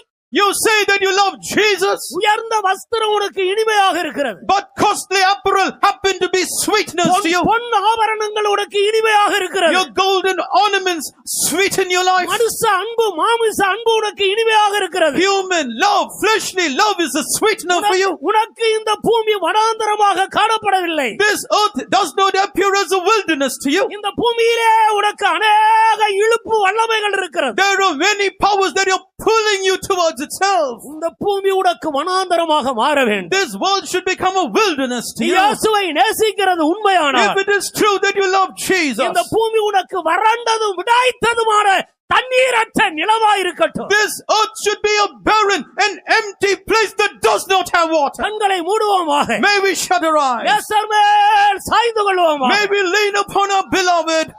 என் நேசரே, நீர் எனக்கு போதும் என்று சொல்லுங்க. May we say, my beloved, you are sufficient for me. எல்லாரிலும் நீ என்னை அதிகமாக நேசிக்கிறாயா? Do you love me more than others? என் ஆடுகளை மேய் என்று ஆண்டவர் அழைக்கிறார். The Lord calls, saying, feed my sheep. இந்த கூட்டத்தில் அருமையான சகோதரனே, சகோதரியே, ஆண்டவருடைய அழைக்கிறார். Beloved brother and sister, the Lord does call you in this meeting. நீ என்னை நேசிக்கிறது உண்மையானால், If it is true that you love me, என்னிடத்தில் அன்பு கூறுவது உண்மையானால், if it is true that you have affection நீ for என்னை me, பின்பற்றி வா என்று கர்த்தர் உன்னை அழைக்கிறார். the Lord calls you, saying, follow after me. உனக்கு இன்பமாக காணப்படுகிற எல்லாம் தூசியை போல உதறி விடுவாயா? Shake away everything as dust which appears to be sweet to you. இந்த உலகத்தில் இன்பமாக காணப்படுகிற எல்லாம் குப்பை என்று உதறுவாயா? May you shake away from you everything that appears to be sweet to you as dust from your life. எல்லாரும் கண்களை மூடி நம்முடைய மனக்கண்களை உன்னதத்துக்கு உயர்த்தி நம்முடைய அருமையான இயேசுவின் மேல் அவருடைய நேச மார்பில் சாய்ந்து கொள்வோம். May we all close our bodily eyes, lift up our inner eyes towards heaven and lean upon the breast of our beloved Jesus. வாயை திறந்து ஒவ்வொருவரும் சொல்லுங்கள், ஆண்டவரே நீர் மாத்திரம் எனக்கு போதும். May we all open our mouths to say this, Jesus, you alone are sufficient for me. ஷபகத்துரவாலாரியா, பௌஷபகத்துரவாலாரியா, ஷிபகத்துரவாலாரியா. அந்த சீயோன் மலையின் சிகரத்திலிருந்து, அந்த உச்சியிலிருந்து ஒரு அன்பு ஓடி வருகிறது. There is a love that flows towards us from the summit, the peak of Mount Zion. நீர் மாத்திரம் எனக்கு போதும் என்று யார் இருதயத்திலிருந்து அறிக்கை இடுகிறார்களோ, Those of them who confess from their hearts, saying, Lord, you alone are sufficient. அந்த அன்பு அவர்களுக்குள்ளே பாய்கிறது. That love, it charges into their life. அவர்கள் வாஞ்சிக்கிறதற்கு அதிகமாக அந்த அன்பு அவர்களை உயர்த்துகிறது. That love lifts them up more than they can desire after. அவர்களுக்கு விரோதமாய் போராடுகிற வல்லமைகளை அது அழித்து நொறுக்குகிறது. It destroys and wipes away the powers that work against their lives. கிறிஸ்துவின் அன்பை விட்டு என்னை பிரிப்பவன் யார்? Who can separate me from the love of Christ? இந்த உலகத்தில் உன்னை பிரிக்க ஒரு வல்லமையும் இல்லை. There is no power to separate you from Him in this world. அந்த அன்பு அவ்வளவு பெரிய வல்லமை உள்ளது. So powerful is His love. அது அவ்வளவு சாலமானது. So wide is that அது love. அவ்வளவு பெரியது. How so great is that love. எல்லாரும் இயேசுவை நேசிக்க தீர்மானிப்போம். May we all desire to love Jesus. நீ ஒரு உண்மையான கிறிஸ்தவனானால், If you are a true Christian, நான் இயேசுவை நேசிக்கிறேன் என்று நீ அறிக்கையிடுவது if உண்மையானால் it is true when you confess that you love Jesus, இந்த உலகத்தில் இனி உனக்கு இயேசுவை தவிர வேறு ஒன்று இனிமையா இருக்கவே முடியாது. but for Jesus Christ, nothing else in this world will appear to be sweet to you. என் நேசர் மார்பிலே நான் சாயும் நேரமே, என் நேசர் மார்பிலே நான் சாரும் நேரமே, என்ன இன்பம் என்ன மதுரம் சொல்லறியாதே, என்ன இன்பம் என்ன மதுரம் சொல்லறியாதே, என் நேசர் மார்பினில் நான் சாரும் நேரமே, என் நேசர் மார்பினில் நான் சாரும் நேரமே, என்ன இன்பம் என்ன மதுரம் சொல்லறியாதே, என்ன இன்பம் என்ன மதுரம் சொல்லறியாதே, என் நேசர் மார்பினில் நான் சாரும் நேரமே, என் நேசர் மார்பினில் நான் சாரும் நேரமே, என்ன இன்பம் என்ன மதுரம் சொல்லறியாதே, என்ன இன்பம் என்ன மதுரம் சொல்லறியாதே, என் நேசர் மார்பினில் நான் சாரும் நேரமே, என் நேசர் மார்பினில் நான் சாரும் நேரமே, என்ன இன்பம் என்ன மதுரம் சொல்லறியாதே, என்ன இன்பம் என்ன மதுரம் சொல்லறியாதே, என் நேசர் மார்பினில் நான் சாரும் நேரமே, என் நேசர் மார்பினில் நான் சாரும் நேரமே, என்ன இன்பம் என்ன மதுரம் சொல்லறியாதே, என்ன இன்பம் என்ன மதுரம் சொல்லறியாதே, என் நேசர் மார்பினில் நான் சாரும் நேரமே, என் நேசர் மார்பினில் நான் சாரும் நேரமே, என்ன இன்பம் என்ன மதுரம் சொல்லறியாதே, என்ன இன்பம் என்ன மதுரம் சொல்லறியாதே.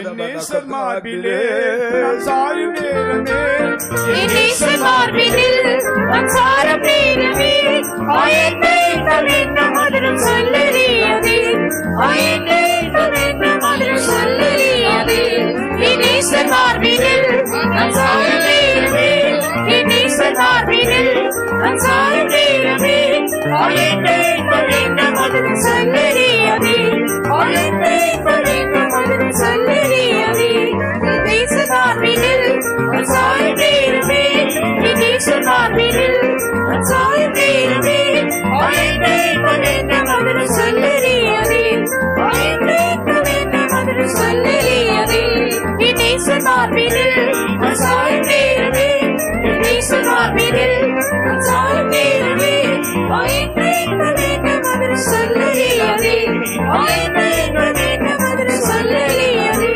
என் நேசர் மார்பிலே சாயும் நேரமே, என் நேசர் மார்பிலே சாயும் நேரமே, என்ன இன்பம் என்ன மதுரம் சொல்லறியாதே, என்ன இன்பம் என்ன மதுரம் சொல்லறியாதே, என் நேசர் மார்பினில் நான் சாரும் நேரமே, என் நேசர் மார்பினில் நான் சாரும் நேரமே, என்ன இன்பம் என்ன மதுரம் சொல்லறியாதே, என்ன இன்பம் என்ன மதுரம் சொல்லறியாதே.